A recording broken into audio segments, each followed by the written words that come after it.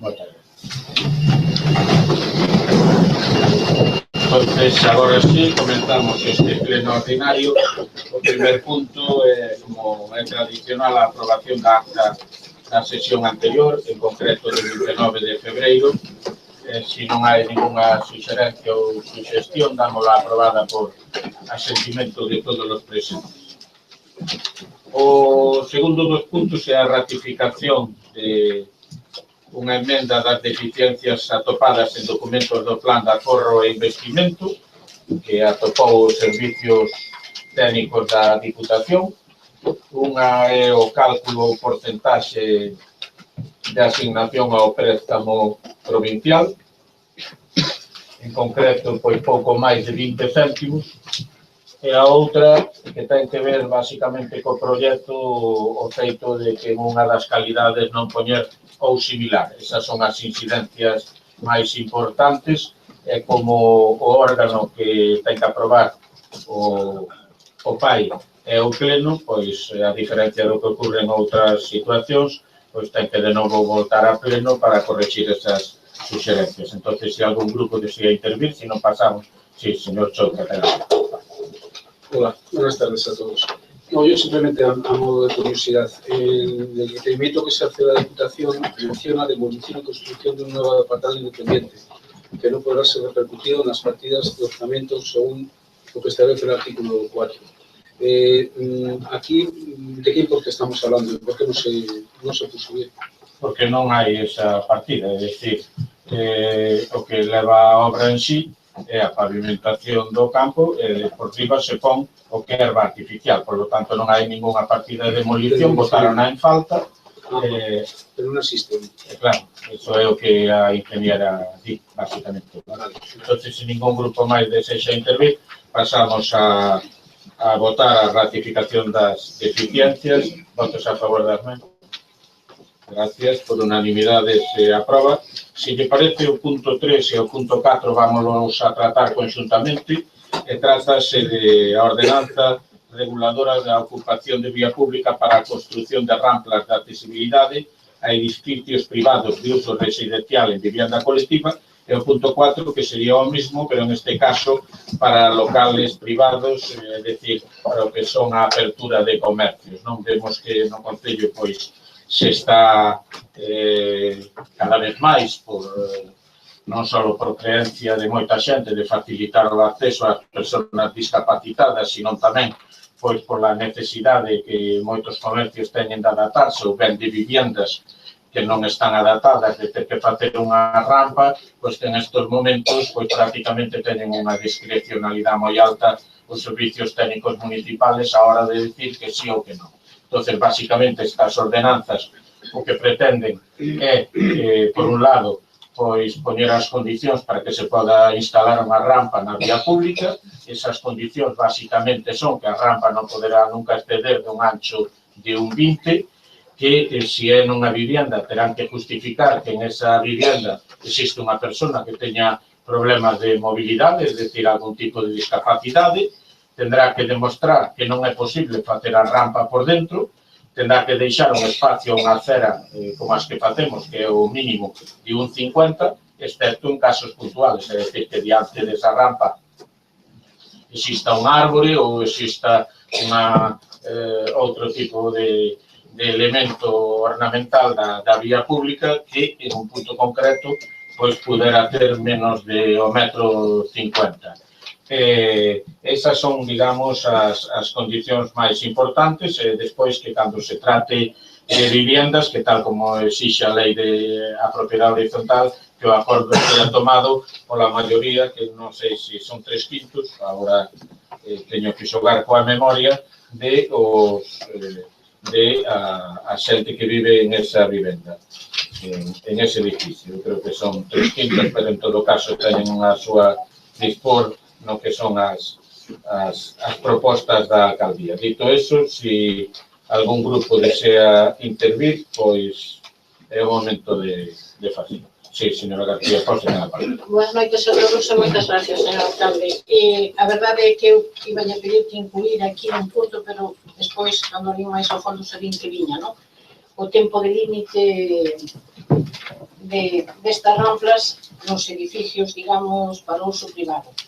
A única pregunta que eu lle quería facer era, primeiro, se ten carácter retroactivo, o sea, as que están postas se lle vai aplicar esta mesma ordenanza para legalizalas, entre comillas, sobre todo se non hai disculpa de telas, pois que as teñan que levantar, e se non hai posibilidades, por exemplo, porque en estas festas en algún sitio dos que visitei hai moitísimos edificios particulares e incluso tiendas que quitan unhas ramplas móviles e que logo, cando é hora de pecharas, volven a meter dentro.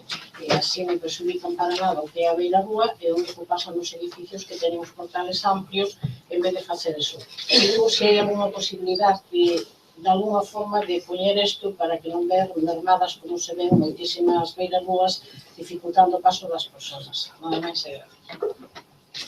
Gracias. Sin ningún... Sí, señor Vilas. Moitas gracias e boas tardes a todos. Bueno, agradecemos ou damos enhoraboa por sacar esta ordenanza adiante. Isto foi unha petición que habíamos nós feito no mes de outubro, o 13 de outubro. Fazer unha pregunta e, sin máis, vamos a votar a favor. Gracias. Pois, en contestación... sí, señor Pérez Barral, a palabra. Gracias, boa noite. Ben, pois desde o BNG gustaríanos que se engadise un punto máis ao apartado segundo, no que un punto F, no que se especifique que as rampas pois deberán ter un carácter desmontável, non? Por exemplo, un material que sexa tipo metal ou madeira. Porque, como ben dixo antes Rosa, non vai haber sitios de beirarrúas que poden quedar bastante estreitas. No apartado 3, nas formas de solicitar a ocupación, no punto 5, entendemos que o Concello tamén debería tomar parte activa no caso de que as concesionarias dos servizos públicos afectados non dean contestación nun prazo razoable de tempo. Xa sabemos que moitas destas concesións moitas veces demoran a contestación de informes ou moitas veces nin contestan, non? Desde o BNG entendemos que esta ordenanza contribuirá a regular os elementos que permitan igualar as condicións das persoas, tanto das persoas con mobilidade reducida como as que non, porque as rampas van a ser utilizadas tamén por persoas que teñen calquera tipo de dificultade a hora de moverse ou persoas maiores, non? Tamén nos gustaría saber se vai haber unha proposta económica, fiscal, para os locais de uso terciario. Nos entendemos que, ainda que sexa unha taxa simbólica, si debería haber un pequeno rédito, non, para o Concello. Mas nada, gracias. Non, vamos a ver. O feito de desmontable ou non, o importante da ordenanza é que sempre ten que quedar 1,50 m.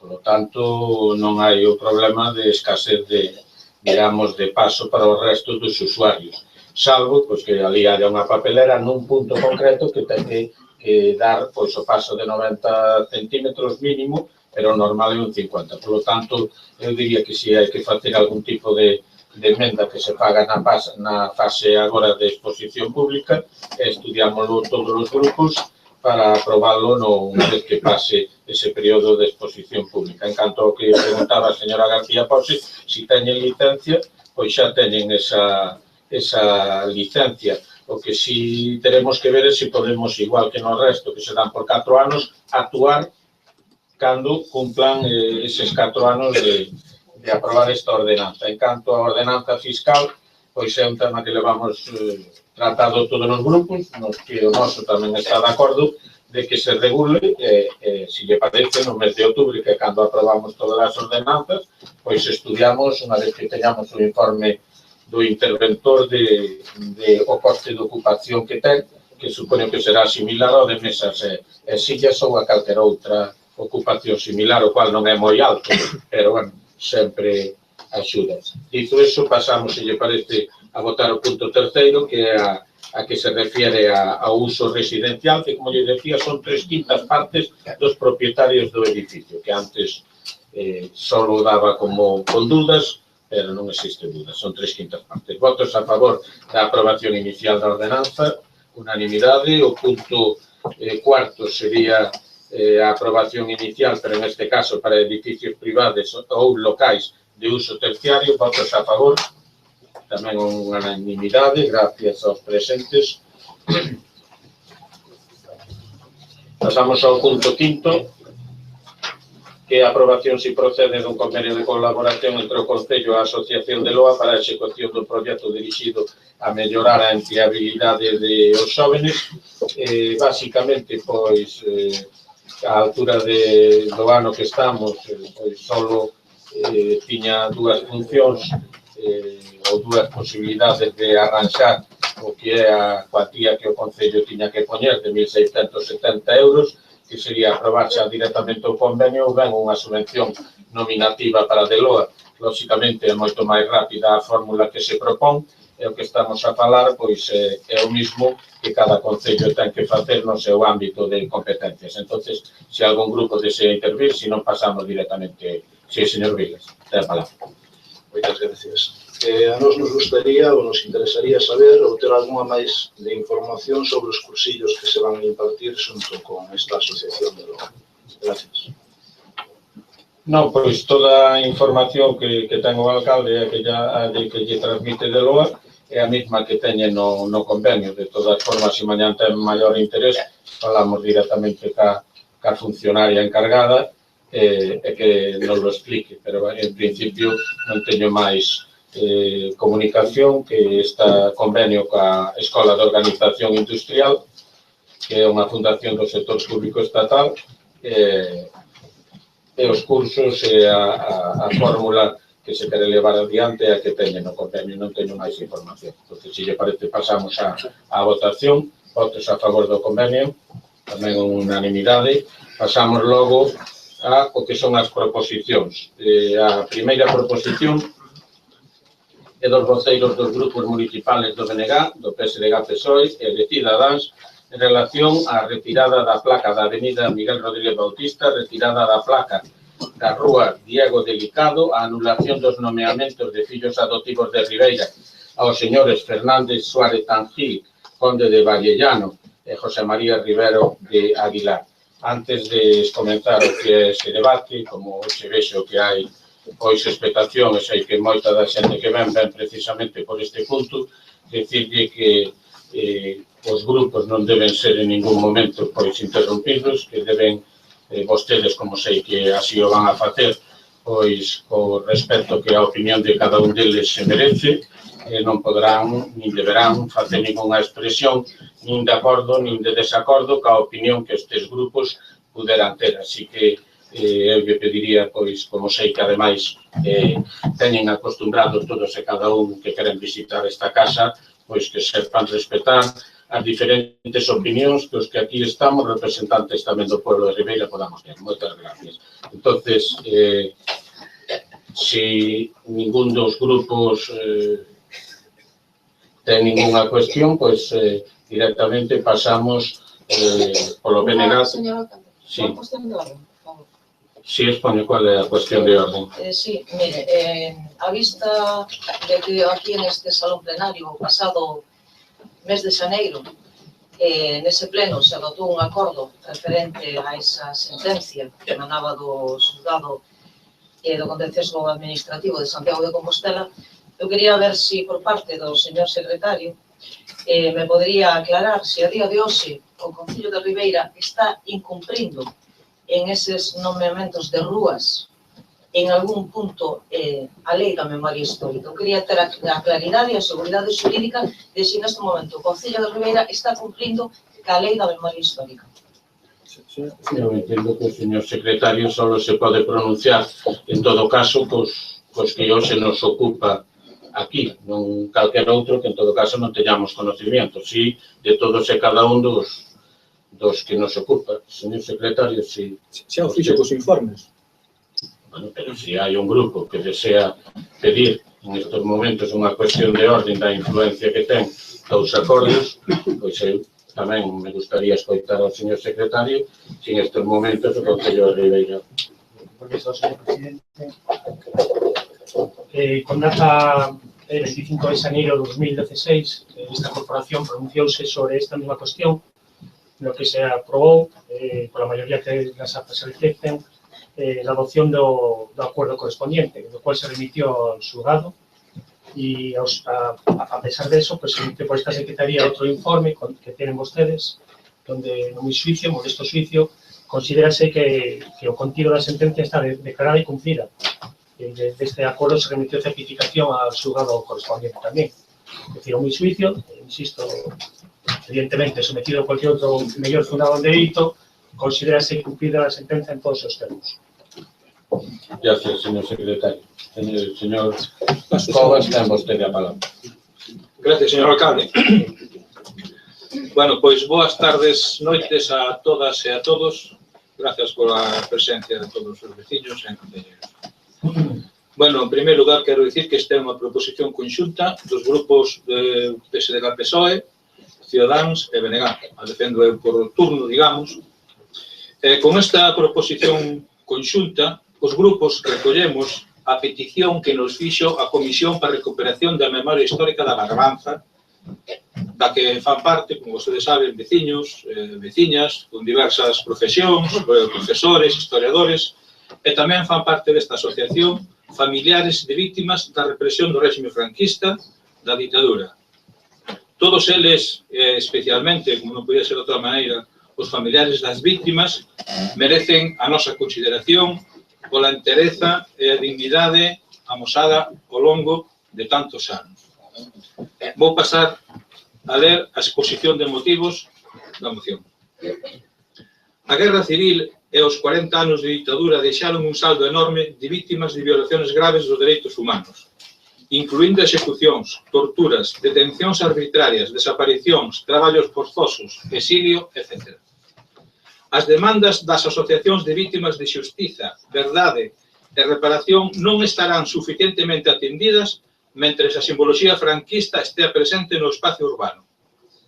Mais aínda existen, hoxe en día, nomes de rúas, placas conmemorativas e nomeamentos de fillos adoptivos e predilectos que celebran a memoria de cargos franquistas en distintos lugares do país.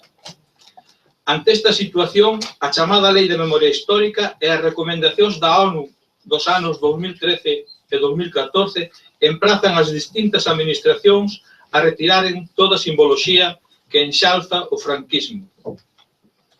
Moitas organizacións e grupos de persoas afectadas expoñen que, con esta simboloxía aínda en pé, seguen a considerarse vítimas de segunda categoría. As vítimas necesitan unha reparación económica e social, pero tamén moral. A retirada de toda a simboloxía enaltecedora da ditadura franquista é unha das primeiras medidas reparadoras que compre adoptar. O consenso xeral das distintas administracións democráticas de España, incluídos os concellos, sobre o tema dos honores e distincións descansa en que, detrás de honores e de distincións materializados, por exemplo, nos nomes de rúas e plazas, está a idea de ensalzar públicamente determinados procedementos e que estes procedementos e actitudes sirvan de pautas exemplarizantes e modelos de inspiración de actuación cidadá. Trátase, en definitiva, de patróns de comportamento que vinculan os cidadáns cos principios de conduta dun sistema social e democrático. A actuación das administracións públicas neste sentido debe encamiñarse cara a procura da consideración xeral dos cidadáns, prestixiando a persoas ou institucións que promovan valores de diálogo, paz ou defensa da cultura como medio de convivencia entre os diferentes povos. Por esta razón, as leis referidas a honores e distincións buscan o máximo acordo e consenso. Tendo en conta todo o exposto hasta aquí, o feito de manter en Ribeira unha rúa dedicada a Miguel Rodríguez Bautista, alcalde franquista durante 18 anos, os máis duros e represivos da ditadura, cando moitos compatriotas estaban encarcerados, fuxidos ou mesmo forzados ao exilio, non deixa de ser unha intolerable injustiza e un despropósito democrático. Trátase dun alcalde posto a dedo polas autoridades franquistas.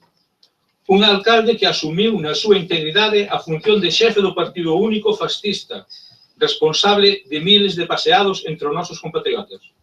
Unha persoa que non só desempeñou de bo grado o posto de máxima autoridade franquista en Ribeira, senón que, ademais, buscou o ascenso social a través do Partido Fascista, converténdose ao longo de 3 legislaturas, de 1949 a 1959, nun procurador en Cortes, e que asumiu cargos en todas as esferas, local, provincial e estatal, reafirmando deste xeito o seu compromiso coa ditadura.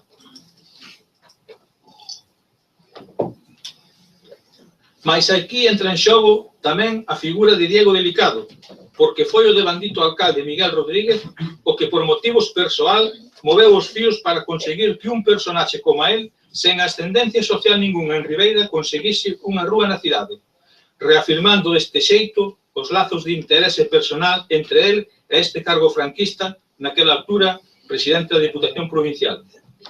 Os intereses persoais do ascenso social alimentábanse mutuamente. Por iso non é de extrañar que fose tamén Miguel Rodríguez que se encargase de nomear fillo adoptivo ao conde de Vallellano, Fernando Suárez de Tangil, o 19 de xullo de 1952. Esta mesma distinción entregouselle ao subsecretario José María Rivera de Aguilar, coa complicidade dunha ditadura xurdida dunha guerra civil que causou o terror e un atraso de décadas na sociedade española. Unha ditadura responsable de miles de mortos, detidos e desaparecidos, que trouxo tanta dor e miseria como teñen demostrado inxentes investigacións. Esta ditadura e os seus cargos utilizaban as institucións para dignificar en persoas que coa súa actuación eran responsables dunha volta atrás sen precedentes na España contemporánea. Arruinaron ética, social, política e económicamente ao país e aínda tivemos que ver como eran premiados públicamente. En virtude de todo o exposto e ao amparo do artigo 15 da Lei 52/2007, tamén coñecida como Lei da Memoria Histórica, que literalmente di: las administraciones públicas, en el ejercicio de sus competencias, tomarán las medidas oportunas para la retirada de escudos, insignias, placas y otros objetos o menciones conmemorativas de exaltación personal o colectiva de la sublevación militar, de la guerra civil y de la represión de la dictadura.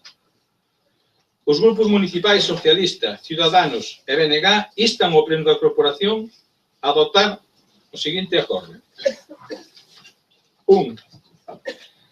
Retirada do nome da Avenida Miguel Rodríguez Bautista e cambio da nomenclatura da mesma polo de Avenida Xosé Neira Vilas. 2. Retirada do nome de Rúa Diego Delicado e cambio da nomenclatura da mesma pola de Praza de Vigo. 3. Anulación do acordo do Pleno de Ribeira de 19/7 de 1952 de nomear fillo adoptivo a Fernando Suárez Tangil, conde de Vallellano. 4. Anulación do acordo plenario de Ribeira de 19/7 de 1952 de nomear fillo adoptivo a José María Rivera de Aguilar. 5. Deberán realizarse ditos acordos antes do 30 de xuño de 2016. E 6. A día de hoxe, co nivel de coñecemento que temos os grupos municipais asinantes desta proposición, dá por cumprida a Lei da Memoria Histórica na cidade de Ribeira. Quería dicir tamén que propoñemos o nome de Xosé Neira Vilas, como vostedes saben, un escritor galego universal, autor de Memorias dun neno labrego, que foi o artífice de unir as xeracións durante anos alrededor da nosa historia, da nosa lingua, da nosa cultura, e foi acreedor de numerosísimas distincións, sendo a derradeira, porque faleceu recentemente, a Medalla de Ouro de Galicia 2015. Máis nada, señor Carlos. Gracias, señor Vilas. A palabra. Gracias, señor alcalde. O pasado 13 de xuño de 2015 tomamos posesión do cargo de concelleiros, asumindo unha responsabilidade para mellorar e dignificar a vida dos nosos vecinos. Para ello fixemos xuramento nuns casos e promesa noutros. Como recordatorio, a Juramento. Juro por mi conciencia y honor cumplir fielmente las obligaciones del cargo de concejal con lealtad al rey y guardar y hacer guardar la Constitución como norma fundamental del Estado. B. Promesa. Prometo, pola miña conciencia e honor, cumplir fielmente as obrigacións do cargo de conselleiro con lealdade ao rei e facer guardar a Constitución como norma fundamental do Estado. Ao señor alcalde, elixirno os edides previa toma de posesión. Pois ben, a nosa Constitución sinala no título 1, capítulo 2, sección primeira dos dereitos fundamentais e liberdades públicas, vésase especialmente os artigos 15, 16, 17, 18, 20, 22, 24 e 28, que todos acatamos, aínda que sexa ou fose, en algúns casos, por imperativo legal. Agora unha reflexión. Que xuraban ou prometían os alcaldes nombrados durante a ditadura? Eran coñecedores da persecución, encarcelamento, represalias sobre os veciños do seu concello, cuxo único delito era pertenecer a un partido político ou a un sindicato? Que fixeron esos alcaldes? Eran coñecedores das tragedias familiares que ocasionaban por persecución ou encarcelamento do cabeza de familia, única forma de sustento familiar, e que condenaba aos fillos menores ao desamparo, fame e carencia de igualdade social? Que fixeron eses alcaldes? Eran conscientes do exilio dos seus veciños, obrigados a non ter contacto cos seus fillos ou familiares, solo por expresar as súas diferencias ideolóxicas? Que fixeron? Delataban aos seus veciños por pertenencia a grupo político, a sindicato, en connivencia co seu xuramento de apoio á ditadura? A labor dun alcalde ou de calquer cargo público non pode limitarse á consecución máis ou menos afortunada de obras para o seu povo, senón a defensa das liberdades, da igualdade, da solidaridade e do reparto da riqueza xerada entre os seus veciños, e que figura no chamado estado de benestar, que algúns incluso hoxe queren desmantelar. Era habitual nos lugares dispoñer dunha rede de informantes, que por afinidade ou por intereses escuros trasladaban ao alcalde calquer asunto por ínfimo que fose. Cando un alcalde só realiza algunhas obras e se aparta da defensa dos valores anteriormente citados, e por acción ou omisión tolera a persecución ou encarcelamento polas razóns citadas, non pode ter ningún recoñecemento do povo ao que desatendeu, cando non persigue. O alcalde Miguel Rodríguez Bautista foi xefe local do movimento e home de Franco na zona. Non persigueu a nadie en Ribeira, pero si sabía pola súa lealdade que estaba apoiando unha ditadura en toda España, que sabía dos exilios de moitas persoas a países donde os acollían cos brazos abertos, temos México, Francia ou Argentina, e que asumeu cargos en todas as esferas, reafirmando así o seu compromiso coa ditadura. Resaltamos que a súa familia, os seus descendentes, son persoas excelentes, integradas totalmente na nosa cidade, persoas afables, absolutamente democráticas, cunha perfecta sintonía cos veciños e veciñas. Non se trata, por consiguiente, de ningunha acción que leve ao enfrentamento social, senón de resaltar que estes comportamentos tan lesivos para a ciudadanía non poden levar aparellados ningún premio nin consideración institucional. Moitas gracias. Gracias, señor Vilas. Señor Chouza, ten a palabra. Sí. Buenas tardes otra vez. A ver, el motivo que nos ha llevado a nosotros a firmar conjuntamente la moción con el PSDG y el PNG es que entendemos que la sentencia no es lo suficientemente aclaratoria como para decir de que hemos cerrado el tema de la ley de memoria histórica en Ribeira.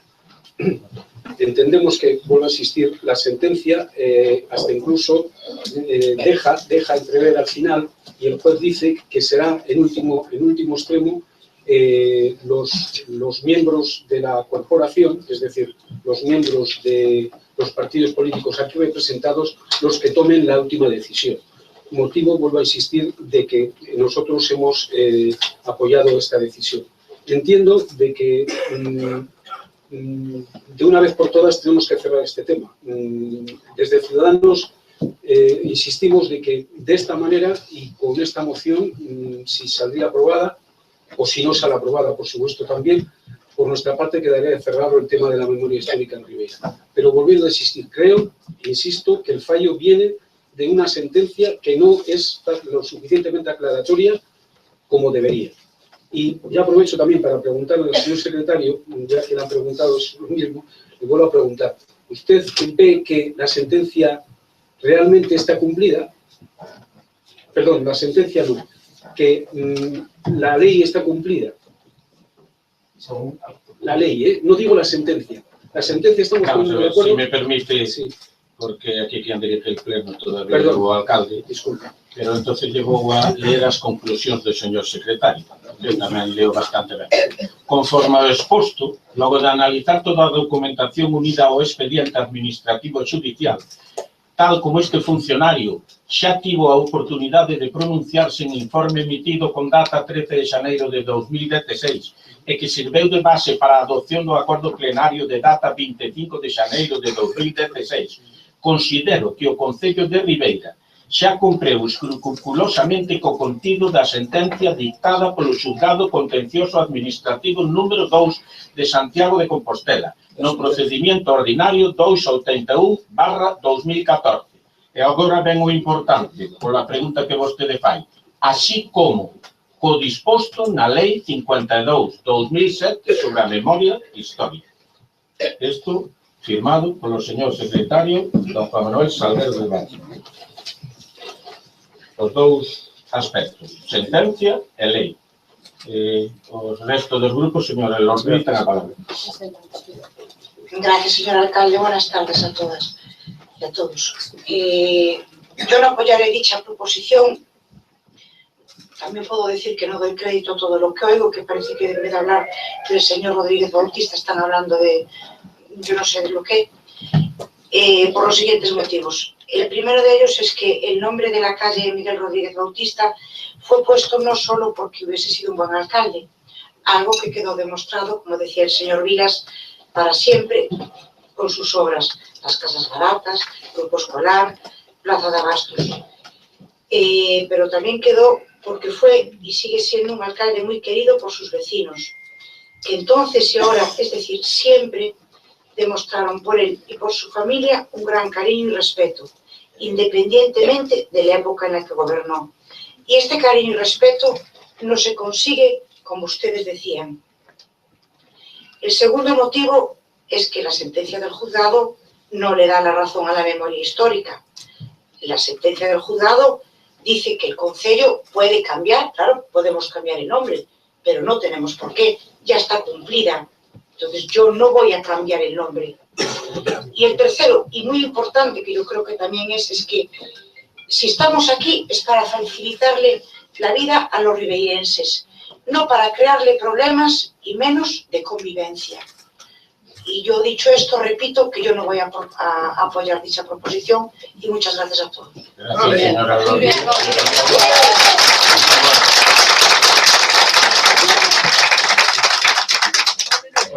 O que lle dixen antes, por favor, deixen que acaben todos os grupos, que todos merecen o mismo respeto. Evidentemente podemos estar ou non de acordo co que cada un dixo, pero por favor deixen acabar o que é o punto con a cordialidade que sempre sabemos levar aos ribeirenses. Señora García Porxen, ten a palabra. Moitas gracias, señor alcalde. Bueno, eu non vou a falar de familiares de vítimas que conocen do franquismo e, sobre todo, de amigos que visitei na cárcel. Os que me coñecedes sabedes perfectamente cal era a miña situación e miña postura política e sigue estando.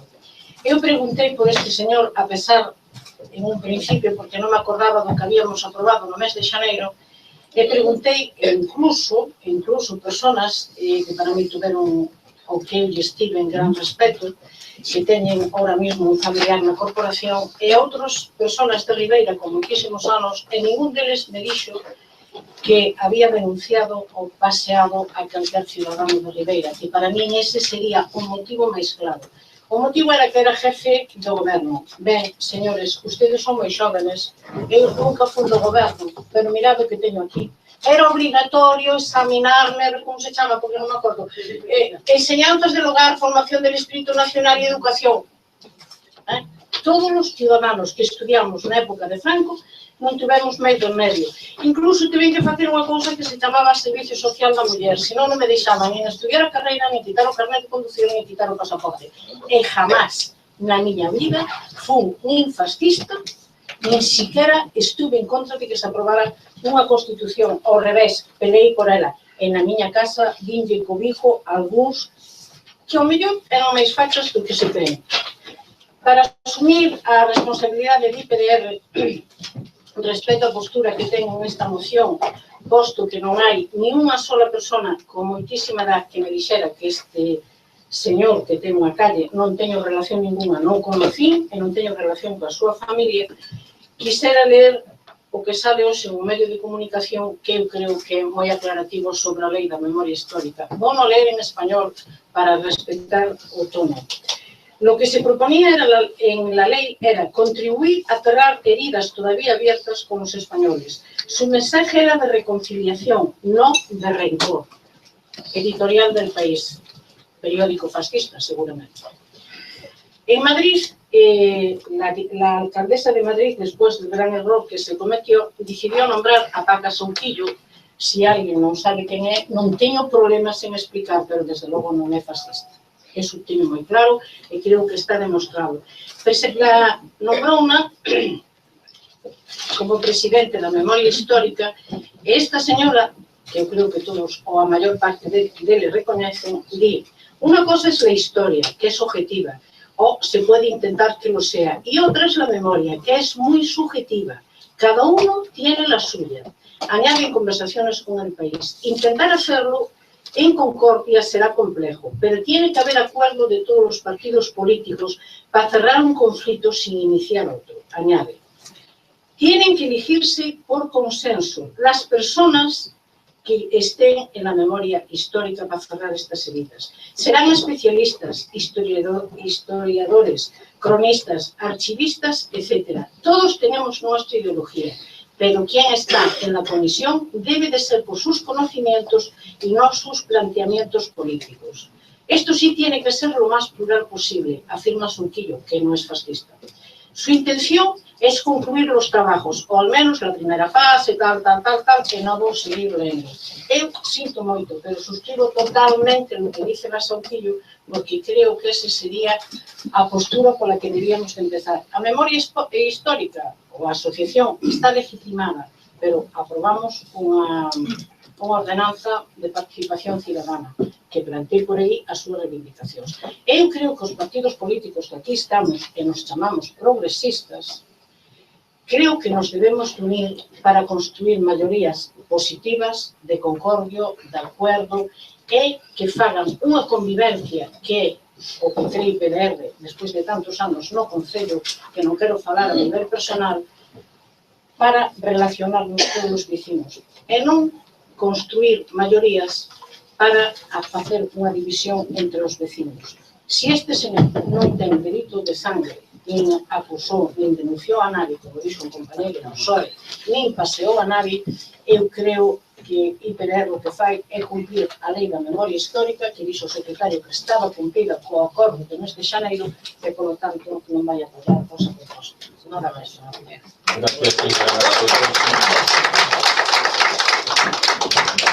Señora Pouso. Gracias, señor alcalde. Realmente, hoxe para mí é un día triste. É un día triste porque vemos como se somete a cuestión en este pleno municipal a labor de un que foi alcalde da Ribeira e que simplemente tuvo a desgracia de vivir na época da dictadura. Unha época dura na que houve moita xente que pasou grandes dificultades, pero había que vivir. E cal foi o delito deste señor? Ningún. Ningún. Simplemente vivir na época que lle tocou vivir. Vostedes falan na súa exposición de motivos de que se está incumplindo a lei da memoria histórica con nomeamento co feito de que a este señor se lle dou unha calle no seu momento. Pero están pasando por alto de que a lei da memoria histórica está cumplida en este Concello, por iso eu pedía a aclaración do secretario, tiña perfectamente señor secretario, o seu informe leído, pero era simplemente para que quedara claro e que quedara constancia en ata e en esta sesión de plenos e que lle quedara claro aos distintos voceiros que firmaron todos eles en conxunto esa moción de que a lei da memoria histórica no Concello de Ribeira está cumprida. Que teñan vostedes dereito a pedir ese cambio de nomeamento de calles? Por suposto que vostedes teñen dereito, pero non porque estemos incumplindo a lei, porque non a estamos incumplindo. E, dende logo, o que non teñen dereito vostedes é a vir a embarrar o nome de unha persona que traballou por Ribeira, unha persona que foi xusta e que foi generosa, unha persoa que deixou as obras aí en beneficio de todos os cidadáns de Ribeira, que contribuíron a desenvolver este pueblo a nivel económico, a nivel social, a nivel cultural.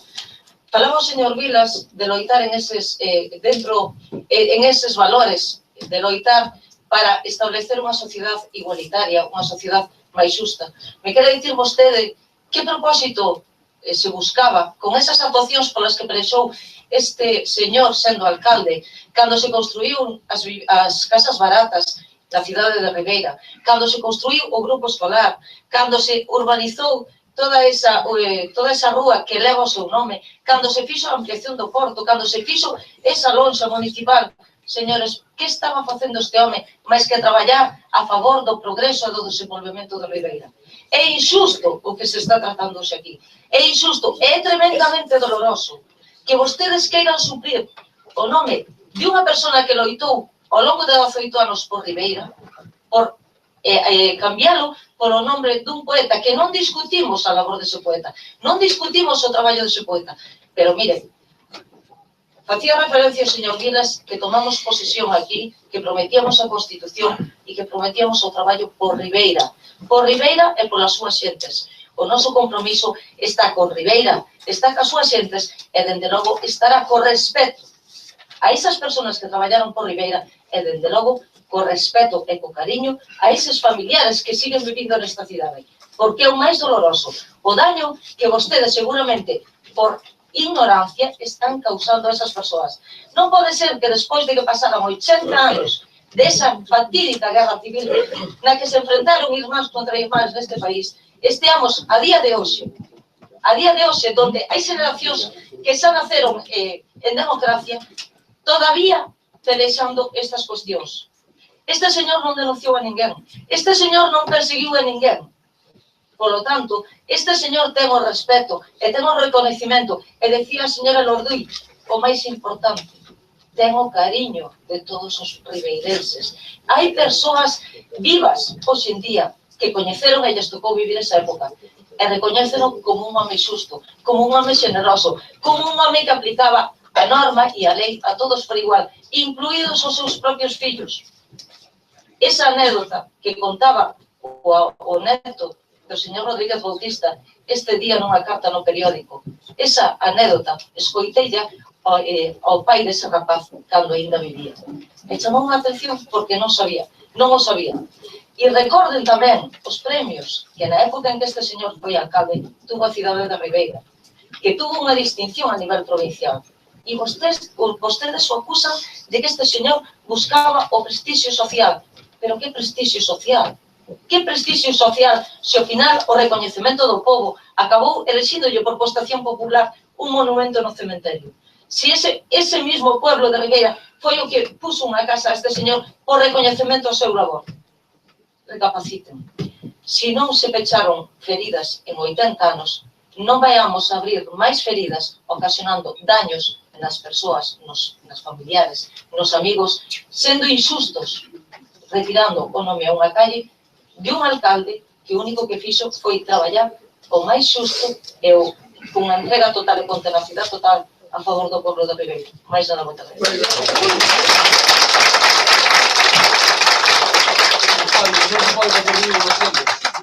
Por favor. Por menos teñen expulsado Que concelleiros. parece normal. Xa pedín o respeto a xente que é o que quero. Sí, ahora ten vostede a palabra. Vale. Moitas gracias, señor alcalde. Bueno, miren, vostedes gobernaron Ribeira moitos anos e sempre votaron en contra de cumprir a lei de memoria histórica. tanto antes como despois da lei. A lei é do ano 2007 e até 2011 mantiveron a Rúa Xeneral Franco en Ribeira. Estamos en 2016 e seguen votando en contra, e cando algo fixeron foi porque perderon a votación. Vostedes nunca tiveron vontade de cumprir a lei. Sempre buscan excusas en tópicos. Falan de abrir feridas, cando saben que a ONU dixo que investigar al franquismo no es reabrir heridas, es que las heridas ya están abiertas. Esto dixo o relator da ONU. Como está aberta a ferida, señora Herminia Pouso? Chamándolle Rúa Xeneral Franco ou chamándolle Rúa Galicia? Como está aberta a ferida? Falan de guerra entre irmáns e esquecen que en Galiza non houbo guerra regular, non houbo frentes, non houbo batallas. Aquí o que houbo foron mortos por represión xenocida. Por favor. Vostedes, Por favor. Bueno, vostedes, por favor, vamos comportarse uns e outros. Vale, vostedes, a mellor no periódico que aquí. pregunto eu, vostedes non están coas víctimas da represión, do terror, da dictadura? Escoiten o que di a ONU. Las garantías de reparación hacia las víctimas y no repetición se ven comprometidas todavía con la cantidad de símbolos franquistas recogidos en monumentos, calles y plazas, que suponen un motivo de indignación profunda. Eso é o que di a ONU, O que fixemos hasta agora aquí, a última vez en xaneiro, ao aplicar a lei e cambiar o nombre de rúas, por certo, ca súa oposición, foi pechar feridas, foi pechar feridas e mirar ao futuro. Non se confunda. Con respecto á sentencia, mire, os grupos que asinamos esta moción non precisamos ningunha sentenza para cumprir a lei. Sempre pedimos que se cumprira, sempre. E nós cumprimos a lei e a sentenza en sentido estricto no artículo 15. Vostedes saben perfectamente que a sentenza non prexulga a cuestión. Tamén o di o informe do secretario, non prexulga a cuestión. O que manda, señor alcalde, o que manda é o fallo. O fallo. E este di que a última palabra é do pleno. Por lo tanto, con esta moción, cumprimos a sentenza e a lei, as dúas cousas. As sentenzas, como vostedes saben, se cumpren ou se acatan. É que non hai outra. Ou se cumpren ou se acatan. Non hai outra. Vostede, señor alcalde, na xunta de portavoces, convidounos a todos os portavoces, a cumprir a sentenza. Agora sabemos que o fixo para zafar da lei. Sí, fixo para zafar da lei. E lle digo unha cousa, é un moi mal precedente para futuros acordos. Pois ben, agora somos nós, neste pleno, que é quen ten a potestade para facelo, o que lle convidamos a que cumpra a sentenza e a lei, en toda a súa amplitude. O convidamos a votar a favor e mirar para diante todos xuntos, atendendo as demandas de reparación das víctimas, dos seus familiares, retirando toda a simboloxía enaltecedora da ditadura franquista. Pois, como se ten demostrado, o nazismo e o fascismo en Galicia chámase franquismo. Mentres que reparación e memoria é futuro limpo e transparente. Non se enganen, non se enganen. Isto non é unha cuestión temporal. Esta reivindicación é constante. Será unha reivindicación permanente. Tampouco é nada persoal. Nós respetamos os familiares, tanto os familiares de Rodrigo Bautista como das víctimas, e a verdade, e eu digo ca man de corazón, só nos guía o interese xeral e cumprir a lei. Tamén lle digo que respetamos os que se teñen manifestado contrarios ao cumprimento da lei, como é o caso, por exemplo, da Asociación de Amas de Casa. Mas teño que dicirlles unha cousa, A respetamos, sí, hai xente que está a favor de que non se cumpla a lei, bueno, moi ben. Mas teñen que saber unha cousa, quen decida aquí é este pleno, que é o lexítimo representante do pobo de Ribeira, é o pleno, que estamos aquí representando o pobo de Ribeira, somos nós, con todo respeto para todo tipo de asociación.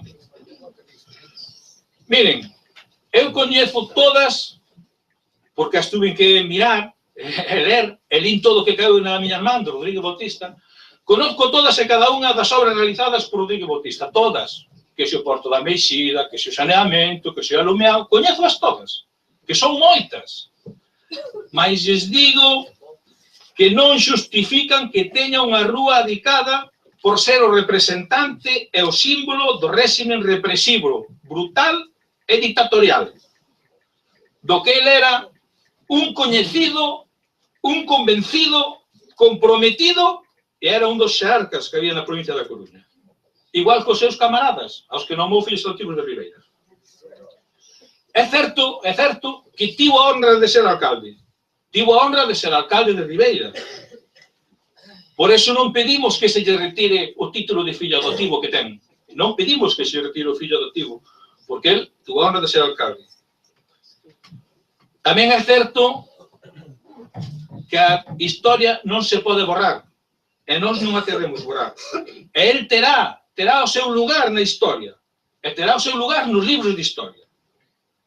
Pero as rúas deben prestixiar principios democráticos, de diálogo, de paz, e a cultura como un medio de convivencia. E iso é o que queremos nós.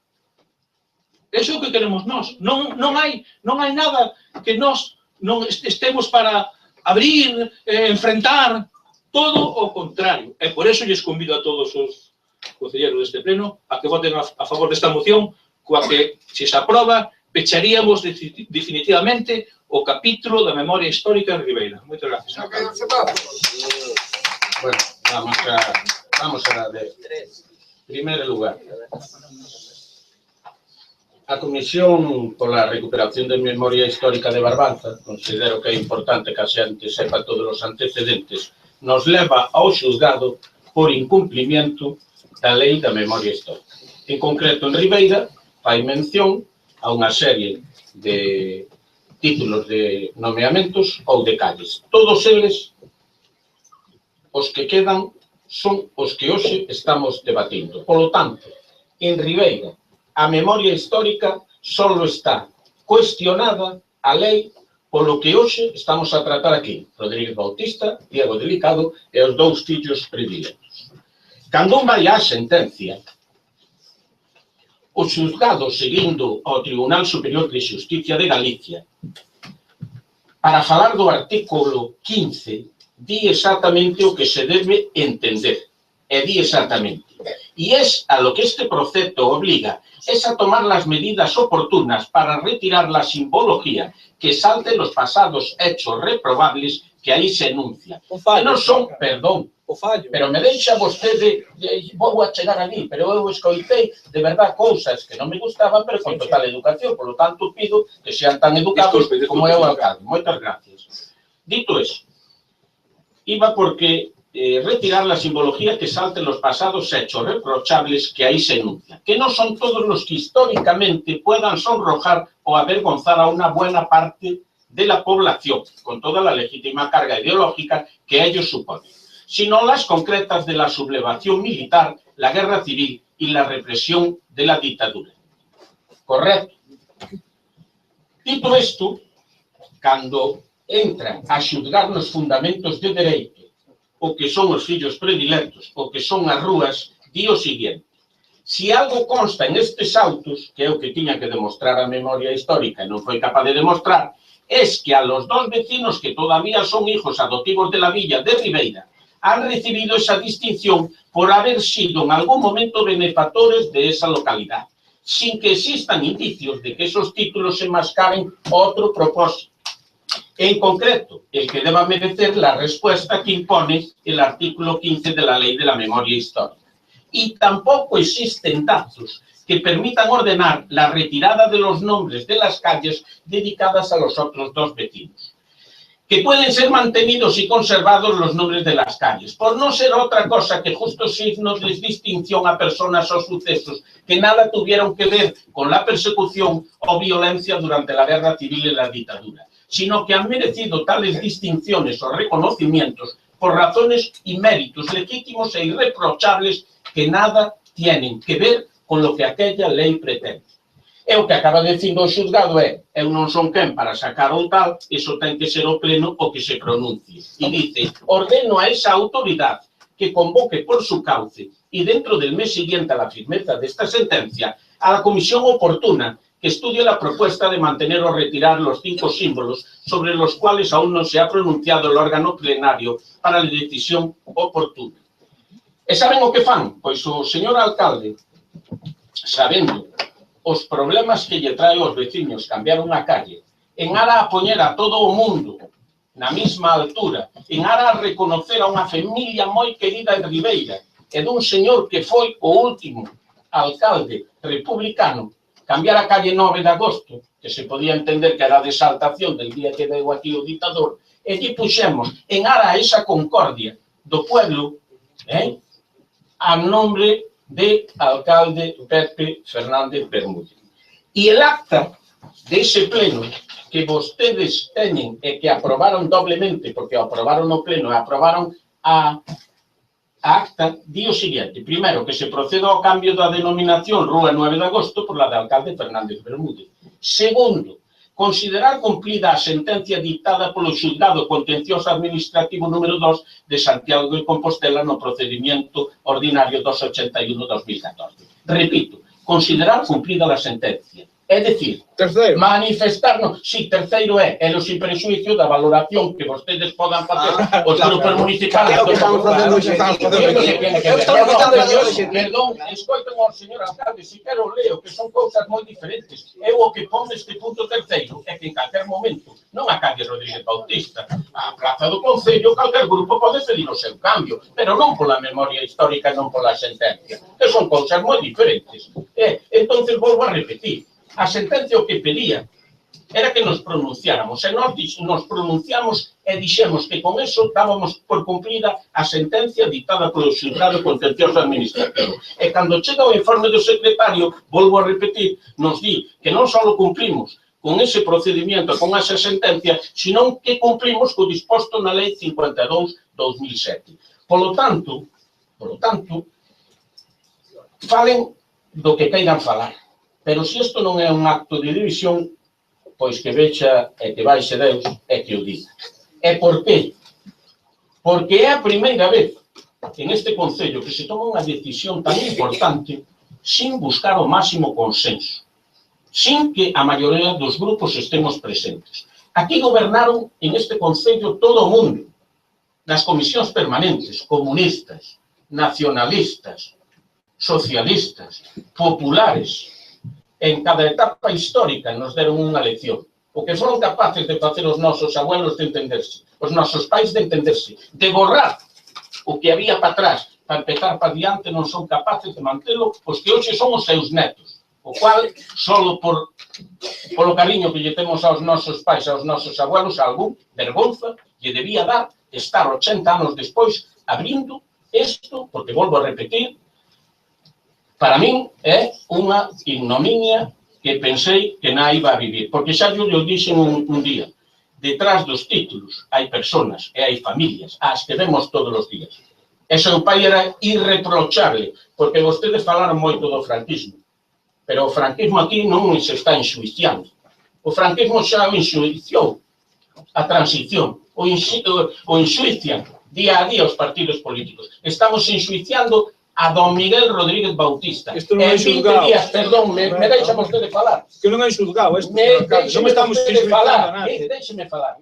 Mire, levan 20 días e non houve un solo ribeirense en 20 días que fora capaz de falar dunha sola represión do señor Rodríguez Bautista. En 18 anos, porque seguramente... Sí, sí, sí, ti tes, pois, no sei momento dis, di directamente, non che deixo falar, aquí tes que escoitar. Aquí tens que escoitar, cando sea, aprobamos unha ordenanza que te podes presentar. Ao seguinte pleno, mo contas e te presentas. E agora escoita a este alcalde, por favor. Ahora, mira, sí, pero non polo señor Rodríguez Bautista. Mira, me deixas falar. Me deixas falar. Mire, isto é o que se consigue. E sabes cal era o seu delito, Me quere usted, por favor. Ser a muller de un rojo. Mira, me quere... E sabes cal era o delito de ser rojo. Por favor, quieres callar. Sabes cal era o delito de ser Me rojo. quieres callar. Mira, me quieres, por favor, quieres retirarlo. Mira, bien, pois ahora mira.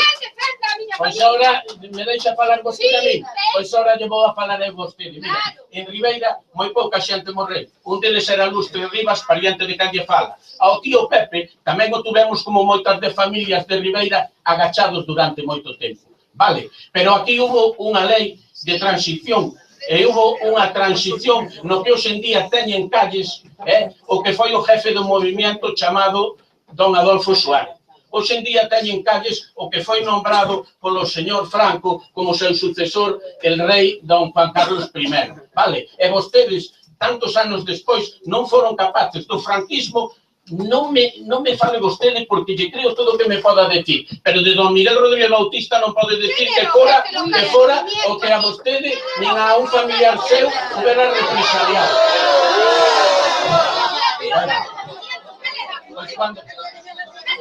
Eso está xuzgado. Mire, por favor, deje de interrumpir.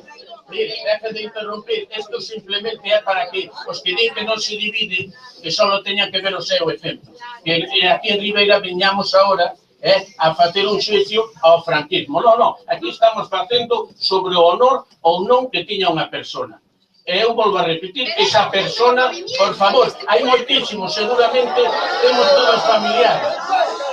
Seguramente. Vale, aquí durante 40 anos. A ver, por favor a todo el mundo, vale? Aquí hubo moita xente que loitou por moito, pero o vello ditador morreu de vello. Non tanto o loitador e nin quen foi capaz de votalo en 40 anos. Por lo tanto, aquí todo o mundo tuvo que aguantar o que aguantou durante esos anos. Pero moito máis quenes xa perdonaron aos demais, os nosos abuelos e pais. E dito eso, simplemente volvo a repetir. Mire, volvo a repetir, en Ribeira non hai unha sola evidencia de que se houbera con este señor represaliado nin utilizado os métodos... É que non estamos mirando eso. Sí, señor, estamos mirando eso. Por favor, me dejan hablar. O único que non pudo aquí falar foi o representante do pueblo con máis votos de todo o mundo, que é o señor alcalde. O resto explayouse todo o mundo. E agora fala, o señor alcalde non pode. E o alcalde pode falar media hora, ou pode falar hora e media. Todo día que non fala. Bueno, pois o alcalde vai a falar. Porque ademais, eu vou a dicir, mire, Diego Delicado, sin ascendencia ninguna en Ribeira. Señor Diego Delicado, sin ascendencia ninguna en Ribeira. Como prueba de gratitud por los beneficios y cariños demostrados a nuestro pueblo, firmado por 120 empresarios de Ribeira y ciudadanos de Ribeira. Non, por favor, escoiten, entre eles, José Colomer Soler, meu bisabuelo, por certo, Emilio Colomer Soler, Vicente Colomer del Río, Andrés del Río Ferrer, José Pérez Martínez, José Fernández Bermúdez y Ramón Baltar. ¿Saben quiénes son esos? 7 alcaldes que foron de Ribeira. 7 alcaldes, entre eles os 2 republicanos. E van vostedes e din que este señor lo nombraron porque era amigo de Rodríguez Bautista e non tenía ascendencia sobre el pueblo. Parece ser que alguna tiña, porque a placa é ben bonita, e 7 alcaldes, incluídos os 2 da República, así lo reconoceron. Mire, eu creo, e volvo a repetir, que lo peor que uno puede hacer es tener memoria selectiva. De verdad que eu creo que é moi doloroso para todo o mundo e os que aquí presentes non temos por que justificar absolutamente nada do noso pasado.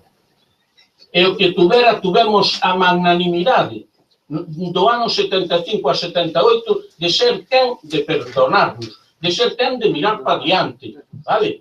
E cando xa vostedes aprobaron unha cousa en pleno, agora veñen a querer absolutamente a contraria. Fagan o que queiran, pero os informes están ben claros, se non son do alcalde. É máis, está comunicado no xulgado.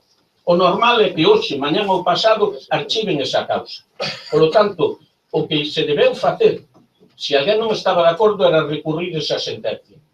Pero o alcalde lle dixo a vostedes que non recurría á sentencia sempre que chegáramos a un acordo. Ese acordo se plasmou no anterior pleno. E saben o que vexo ahora? Que simplemente engañaron este alcalde. Alá vostedes. Alá vostedes. Non será ao revés, señor alcalde. Sí, é ao revés, pero eu enseño probas. E vos me falan do franquismo, que non sei probas. Mire, yo era moi joven. Llevé un golpe allá en el año 73 por defender que non hubiera selectividade. Ya me pegaron el primero. Non van al IFE con esas cosas que non son bromas, señor alcalde. Bueno, lo que le quiero decir a ustedes, que aquí nadie tiene que andar ahora. Non van al IFE con esas cosas que son serias, señor alcalde. No ano 2016.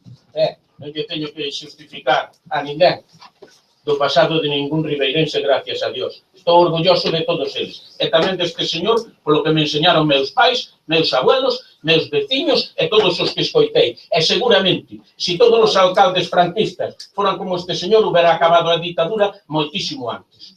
Moitísimo antes. Porque este señor foi un amante dos seus veciños e irreprochable no seu talante personal, como así o reconoceron, non só con este título, sino cos bienes que lle quixeron dar ao pueblo de Ribeira coa súa casa ou con esa distinción do seu mausoleo no cementerio municipal. Así que eu, de verdad, para min é dolorosísimo este tema, vou non a pasar a votación e espero que hoxe e por moito tempo, se se abreu algunha ferida, que se peche. E se algún é incapaz de que o magnánimo nesta vida non é ser rencoroso ou mirar para atrás, é ser capaz de perdonar, é ser capaz de mirar para diante e decir, si te equivocaste, mira, quero vivir tranquilo como o pueblo e vou a mirar para diante e todos para diante, porque o que temos que sacar é o pueblo, entre todos. Este é un gran pueblo e sacalo para diante, non andar pensando quen é malo ou é peor. Aquí todos somos moi bons. Así que,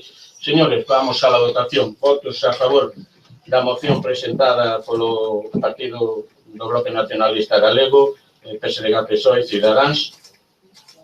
En contra. No prospera esta moción por 11 votos a favor.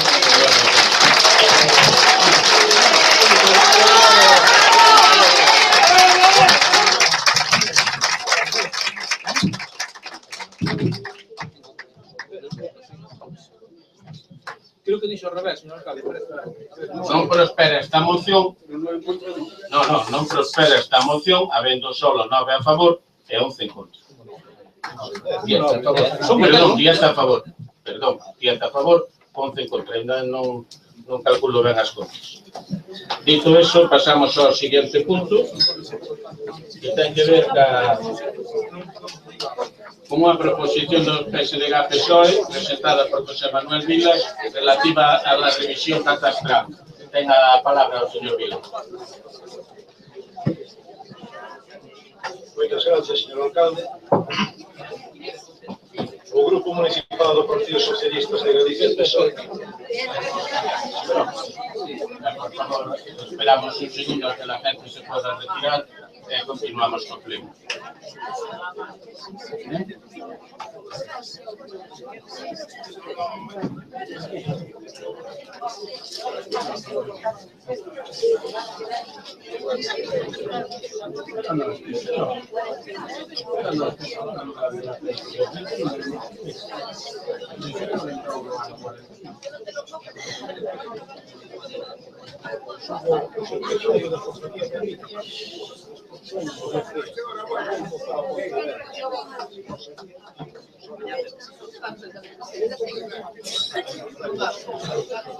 Por favor, si poden ir, quen o desexe, abandonando o pleno, pero en silencio, para que podamos continuar, yo agradecía. Ten a palabra, señor Vilas. Moitas gracias. Queremos presentar a proposición relativa á revisión catastral en base á seguinte exposición de motivos. O procedimento de revisión catastral impulsado dende o Ministerio de Facenda co objetivo de aumentar a recaudación e tentar sanear as contas dos concellos vai ocasionar un impacto importante sobre os habitantes do medio rural en xeral e, sobre todo, sobre as explotacións agrarias e gandeiras. Esta revisión dá resposta á aplicación da resolución da Dirección Xeral de Catastro de setembro de 2013, que marca como prazo ata o ano 2016 para levar a cabo dita actualización. Este proceso consiste fundamentalmente en que se están a catastrar todas as fincas do rural, así como a dar de alta bens con instalacións rústicas que son catalogadas como almacéns ou vivendas. Isto ten como consecuencia que as instalacións agrarias inclúense no imposto de bens e inmobles, é dicir, pasan a pagar instalacións que ata agora estaban exentas de facelo. Tal como recolle o artigo 74 da Lei Reguladora de Facendas Locais, que permite as bonificacións potestativas e establece que os concellos, mediante unha ordenanza, poderán regular as bonificacións de ata 95% da cota íntegra do imposto a favor dos inmobles nos cales se desenvolvan actividades económicas que sexan declaradas de especial interese ou utilidade municipal por darse circunstancias sociais, culturais, históricas, artísticas ou de fomento de ocupación. Do mesmo xeito, a normativa permite ao Concello decidir o coeficiente a aplicar sobre o valor catastral entre o 0,3% e o 0,9%. Por todo o anterior, o Grupo Municipal Socialista, PSDG PSOE de Ribeira, dado a importancia que o sector agrario representa neste Concello, especialmente nas parroquias de Oleiros, Olveira, Carreira e Palmeira, como dinamizador e base da economía productiva e, polo tanto, de especial interese municipal, insta ao Pleno Municipal a adopción dos seguintes acordos. Primeiro, establecer o máximo permitido de bonificación do 95% da cota íntegra do IBI para os bens inmobles nos cales se desenvolvan actividades agrícolas ou gandeiras. 2. Para as explotacións agrícolas e gandeiras, o coeficiente de tributación a aplicar sobre o valor catastral será o 0,3%. Terceiro, que por parte da Alcaldía se dote dos recursos necesarios aos servicios de xestión urbanística do Concello para evitar desfases na actualización do Padrón Municipal de Ribeira. Moitas gracias. Moitas gracias, señor Vilas. Hai presentada unha emenda a esta proposición. Ten a palabra para defenderla a señora Ponce. Gracias, señor alcalde. Ben, por parte do noso grupo, presentamos unha emenda.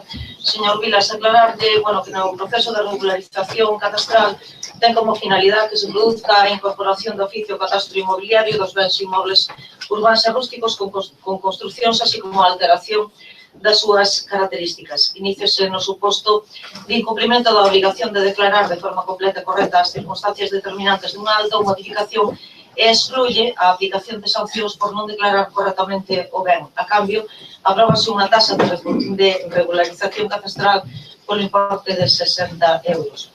O caso concreto no que atinxe as construcións indispensables para o desenvolvemento de explotacións agrícolas, gandeiras ou forestais situadas en solo rústico do ano 2006, catastro asignaballes valor catastral cero ao formar parte da antigua renda rústica que se atribuía ao solo sobre o que están construídas. Coa Lei 39/1988, reguladora de facendas locales, aprobouse primeiro o IBI e posteriormente coa Lei do Catastro Inmobiliario do 2004, mutouse a base imponible e a forma de determinar o valor catastral en relación coas construcións rústicas. E debemos recordar tamén, señor Vilas, que o IBI é un imposto de xestión compartida. O Ministerio de Facenda ten competencias en materia de xestión catastral e de inspección, mentras que os concellos, en este caso o Concello da Ribeira, ten as competencias de xestión tributaria delegadas na Diputación Provincial. Ben, dito isto, referente á súa iniciativa, planteámoslle dentro do noso grupo unha emenda a esa proposición, unha emenda que foi aprobada por unanimidade de todos os grupos políticos no Parlamento de Galicia relacionados precisamente con este tema, que di o seguinte. Primeiro punto, solicitar unha moratoria do Ministerio de Facenda para que este proceso non se desenvolva sen ter suficientemente valoradas as peculiaridades e a idiosincrasia dos concellos de Galicia. Que se modifique o Real Decreto 1020/1993 de 25 de xuño, polo que se aproban as normas técnicas de valoración no sentido de incluir un coeficiente de depreciación funcional entre o 0,20 e o 0,80 para as edificacións destinadas a usos agrarios extensible, aínda que estean sen uso por cese de dita actividade. Trasladar ao Ministerio de Facenda aos concellos a necesidade de que as explotacións agrarias e gandeiras galegas teñan excepcións o máis amplas posibles na súa tributación, do mesmo xeito que se aprobe unha bonificación potestativa no IBI do 95% para as construcións indispensables para o desenvolvemento das explotacións agrícolas, gandeiras ou forestais. Que se establezan fórmulas de colaboración a través da Federación Galega de Municipios e Provincias para prestarlle o asesoramento preciso aos concellos de Galicia que o soliciten en relación ás súas competencias normativas no IBI e as repercusións que estas poidan ter no seu ámbito financiero e de equilibrio orzamentario. E dirixirse ao Goberno Central que aprobe unha exención da tasa prevista no proceso de regularización cadastral 2013-2016 a futuro e que devolva as xa ingresadas nos supostos que afecten as construcións indispensables para o desenvolvemento de explotacións agrícolas, gandeiras ou forestais. Moitas gracias. O resto dos grupos que deseen intervir. Si Vilas acepta a señor alcalde a enmienda, A enmenda, se vai aceptar a enmenda que aprobaron no Parlamento. Sí, vamos a aceptar a Pois, enmenda. entón, se lle parece, ningún grupo quere intervir, pasamos directamente á votación. Votos a favor da proposta do señor Vilas emendada. Moitas gracias, unanimidade. O seguinte punto é unha proposición presentada por don Asier Casais Álvarez interesando melloras nos solares. Ten a palabra. Transcurridos estos años de especulación inmobiliaria por parte de empresas y particulares, nos encontramos con una ciudad con innumerables obras paralizadas y muchísimos solares donde se tiraron las antiguas construcciones que ahí había con la intención de levantar otras nuevas. Hoy es el día en que esos solares, aparte de dar una pésima imagen al turismo, del que tanto nos queremos enriquecer potenciando Ribeira como centro de atracción turística, suponen algunos de ellos un riesgo para el día a día de nuestros vecinos. Un riesgo porque muchos de estos solares se encuentran mal delimitados, acumulando residuos, basuras y en algunos casos con riesgo de las estructuras adyacentes, como puede ser el caso de la calle que conduce a Correos. Esta situación no es exclusiva del centro de la ciudad, sino que nos la podemos encontrar en todas nuestras parroquias. Por otro lado, tenemos muchos solares que por dejadez de sus dueños se encuentran en situaciones similares, acumulando zarzas y maleza que invaden la vía pública. Acumulan basuras, excrementos de animales y ratas. Otros están en estado de abandono y con cascotes a punto de caer o en situación de abandono. Por estos motivos proponemos la siguiente moción: que el ayuntamiento se ponga en contacto con los propietarios instándolos a subsanar estos estados de dejadez y delimitar mediante bloques el perímetro, evitando la entrada de personas y su consiguiente riesgo. Que se dé un tiempo razonable a los particulares para poder disponer de medios y adecuarse a la nueva situación. Que las empresas con obras empezadas y paralizadas adecenten la imagen que dan de la ciudad, delimiten correctamente la obra sin causar perjuicio a los vecinos. Que de no ser así, y estas empresas o particulares no pongan sus fincas o solares en regla, sea el ayuntamiento el que las realice y pase posteriormente la factura a estos. Si dado el estado de ruina o riesgo de estas propiedades y de no adoptar las medidas oportunas para subsanarlo, él o los propietarios, este ayuntamiento tomará cuantas medidas sean necesarias para poner solución a estas deficiencias. Muchas gracias, señor García Paso. Moitas gracias. IPR apoia a moción porque realmente supoño que usted tamén as ve por aí a situación destos solares baixos e demais a ladrillos ou con 4 tablas tapando as entradas non é adecuado para Ribeira, que é unha cidade.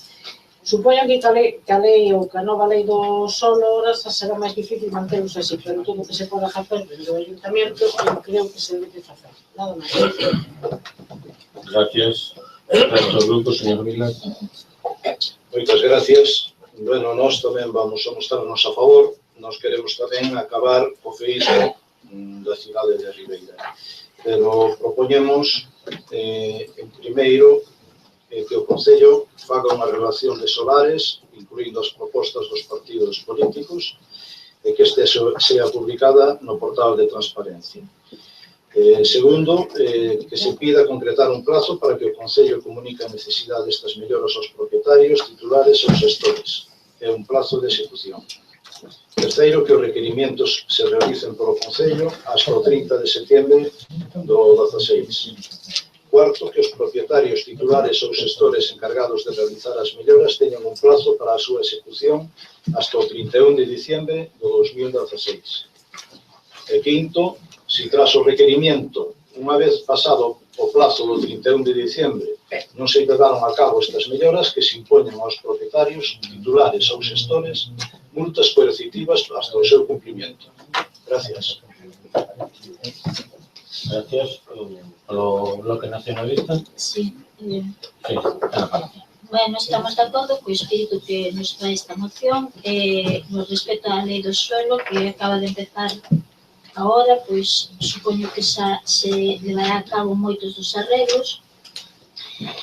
E despois respecto ao peche que pon que se cierre con bloques, bueno, igual non son os bloques o necesario, algúns cerrarán con bloques, outros cerrarán con pedras, outros pois... Estamos de acordo. Muchas gracias, señora San Pedro. Señora Pereira, ten a palabra. Gracias, señor alcalde. Buenas noches a todos. Me tienen que disculpar, por favor, si me están un poquito nerviosa, porque nunca pensé vivir esta situación. Lo que sí puedo decir al señor alcalde, que me siento orgullosa de usted y orgullosa de la educación que me dieron mis padres, porque me enseñaron a disculpar, a perdonar y olvidar, a saber vivir. Y ahora voy a pasar a la moción. Estoy encantada, señor Casais, que se estrene usted a debatir el cumpleaños, ¿verdad? Si alguna persona tenía dudas en que no debatiera, yo le doy la enhorabuena. Ya disipo usted todas las dudas.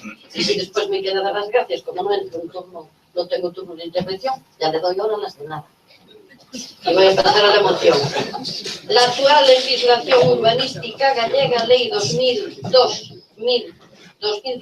dispone e incide sobre las obligaciones de los propietarios de terrenos, edificaciones, construcciones e instalaciones, de mantenerlos en las condiciones adecuadas para su uso, debiendo garantizar que se reúnan las condiciones de funcionalidad, seguridad, salubridad, ornato público y habitabilidad, siempre de acuerdo con las normas de protección del medio ambiente. Para ello, existe un mecanismo regulador en la legislación urbanística denominada orden de ejecución, mediante el cual los ayuntamientos podrán exigir a los propietarios que cumplen con sus obligaciones, siempre previa audiencia o notificación al interesado, a fin de que en un plazo razonable, como usted bien decía, señor Casais, se ajuste la situación de irregularidad a las normas exigibles.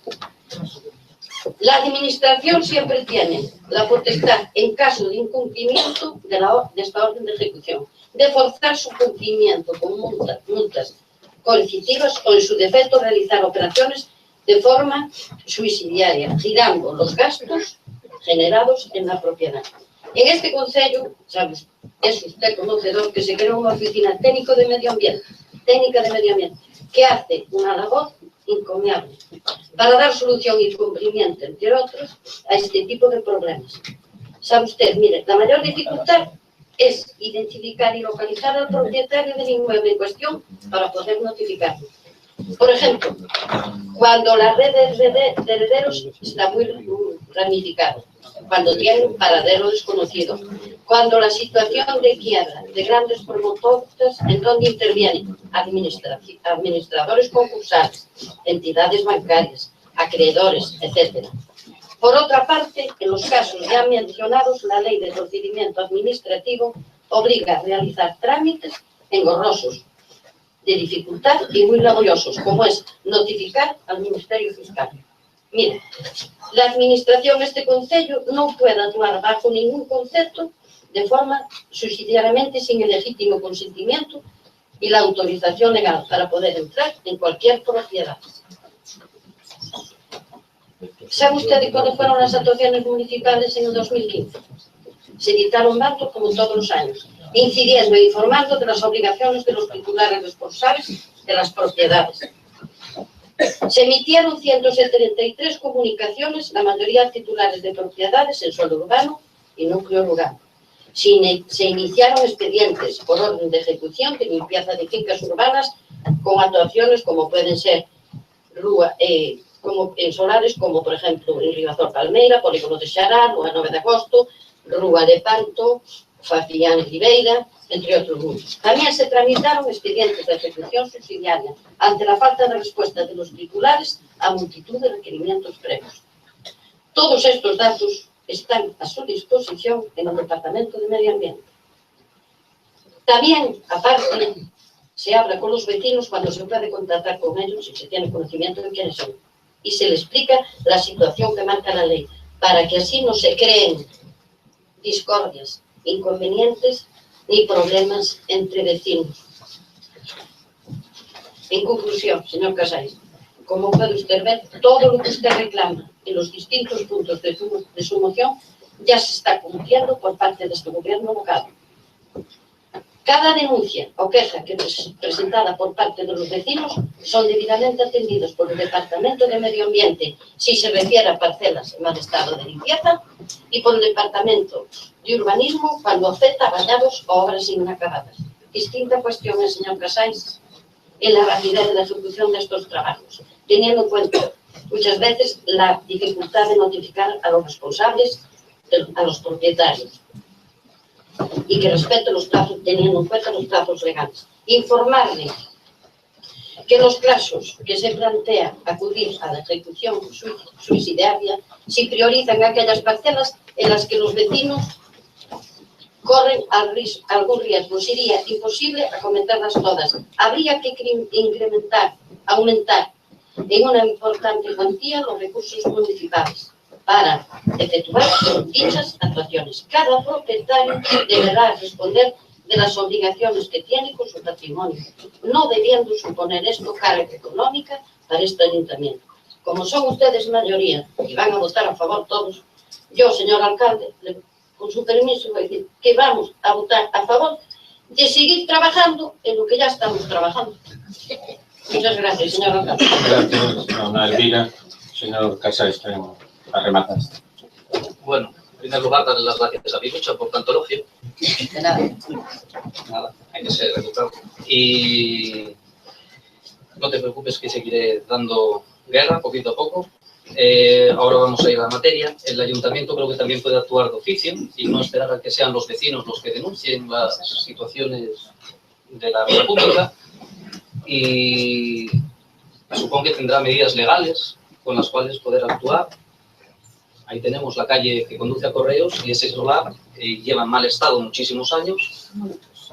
Es un peligro evidente, en cualquier momento puede eso causar una desgracia y este ayuntamiento no ha hecho nada por solucionarlo o está dejando pasar el tiempo. Yo no sé las vías legales que puede adoptar el ayuntamiento, tienen funcionarios que saben pues hasta dónde podemos llegar, un secretario que puede asesorar. Sé que en otros ayuntamientos han llegado a medidas que, bueno, igual no son muy populares, pero sí que han, como cartas en el asunto, se han puesto firmes y han ejecutado obras. Pues podía hacer lo mismo este ayuntamiento. Y nada más, muchas gracias. Bueno, vamos a ver. O Concello, entre casi as 200 denuncias que ten efectuadas, moitísimas son por de oficio, é dicir, non só por denuncia de cidadáns, porque o ven os concejales, porque o fai a propia policía local ou polo que son os propios departamentos de urbanismo. Por lo tanto, se ven actuando. Dito eso, o solar de Correos, eu xa recordo que se actuou varias veces. O que pasa que teño que decir que a diferencia do que ocurría en outras épocas, os alcaldes estamos sometidos á lei de procedimento administrativo. Só decirlle que o feito de requerir a unha persona ten un plazo de 3 meses para contestar. Por iso eu sei que moita xente que pide que se limpe unha finca, ve como se retrasan os trámites, pero porque son os trámites da lei. Pero eu lle quero dicir que a maioría dos casos a que non entran en esos 170 solucionaos directamente o técnico de medio ambiente cando se localiza a persona ou se sabe xa directamente vía telefónica, e a maioría dos veciños pois colaboran. Ahora, cando non é así, ou cando se trata de herencias, con personas a veces non identificadas, cando se trata de fincas no que o titular é dubidoso, cando a finca está dentro do Sareb, é dicir, el Banco Malo, toda esa de los edificios parados, a verdade que temos cantidad de dificultades para levarlo adiante con tempo rápido. Eu creo que a calquera alcalde lle gustaría que cando ve un local que está mal, unha finca que este mal, que ao día seguinte só por decir ordénalo usted, faga isto, que o fixera. Tristemente non é así, pero non quer decir que non se faga. Por outra parte, bueno, como aquí se dixo, ahora contratamos un novo arquitecto, presupuesto seguramente, pois tamén cubramos a outra plaza de aparellador, e o que se pretende é precisamente incidir na parte na que máis vulnerables somos, que é na parte da, digamos, dos expedientes de infracción urbanística. En ese sentido, posiblemente no próximo pleno, tamén vou a propoñer aos grupos que o que é en suelo rústico, que directamente a Axencia Galega de Protección da Legalidade, pois leve o que son as infraccións en rústico para liberar de traballo aos nosos servicios técnicos e para que todos os veciños, a hora de un incumplimiento, sean tratados exactamente por igual todos, e non que a veces, polas dificultades pois que temos de personal ou de outras, que poda quedar un expediente sin sanción ou sin esas multas coercitivas. Dito eso, como lle decía a señora Pereira, vamos a seguir traballando, facendo, dándolle contas a todos ustedes da cantidad de expedientes que sacamos adiante, tamén que teñan información daqueles que por unha razón ou outra non somos capaces, e o das fincas, pois, home, unha cousa é poder actuar no que é digamos, aquelas máis sangrantes ou que chame máis a atención, ou a outra, imagínese, pois en 150 dos casos que non nos fagan pois que nos denuncien imaginando a finca da Soledad de 10 non, son 100 hectáreas.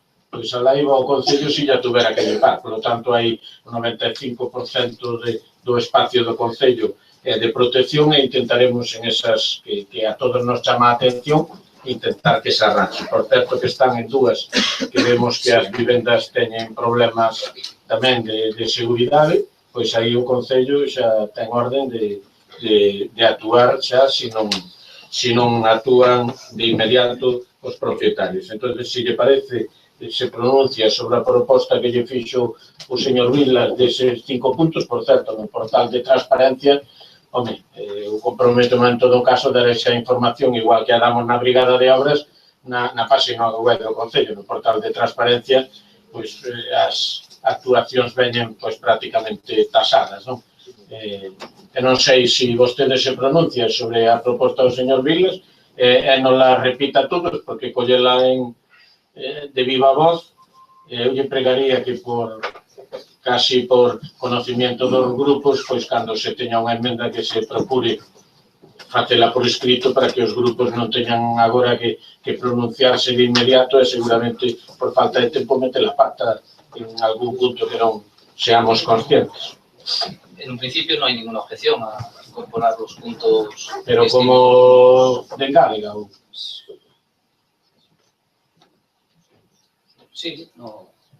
Sobre os que vostede ten, engadimos o do señor Vilas.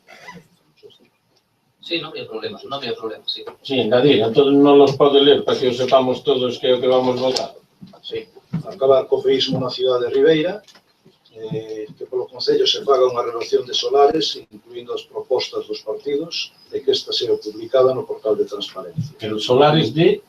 Os solares que estean afectados por maleza e que dean con vías públicas, está claro.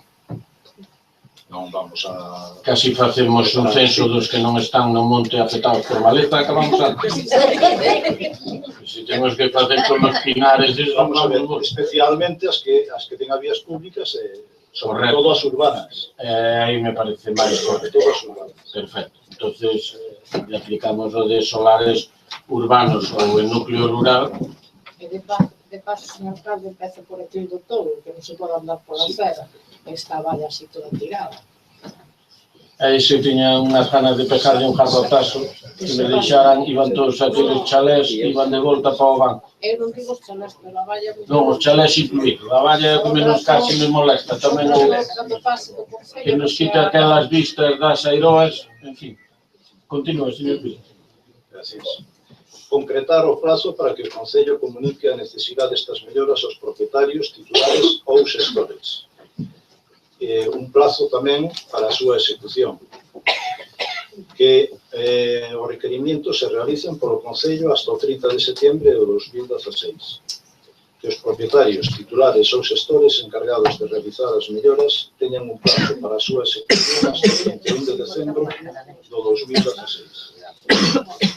A mí me parece moi ben o que vayamos votar, pero o amigo que me marca non é a votación desta, é o que me pon a lei de procedimento administrativo, todos os plazos. Si tras o requerimiento, unha vez pasado o plazo do 31 de decembro de 2016, non se levaron a cabo estas melloras, que se impoñan aos propietarios, titulares ou xestores multas coercitivas hasta o seu cumprimento.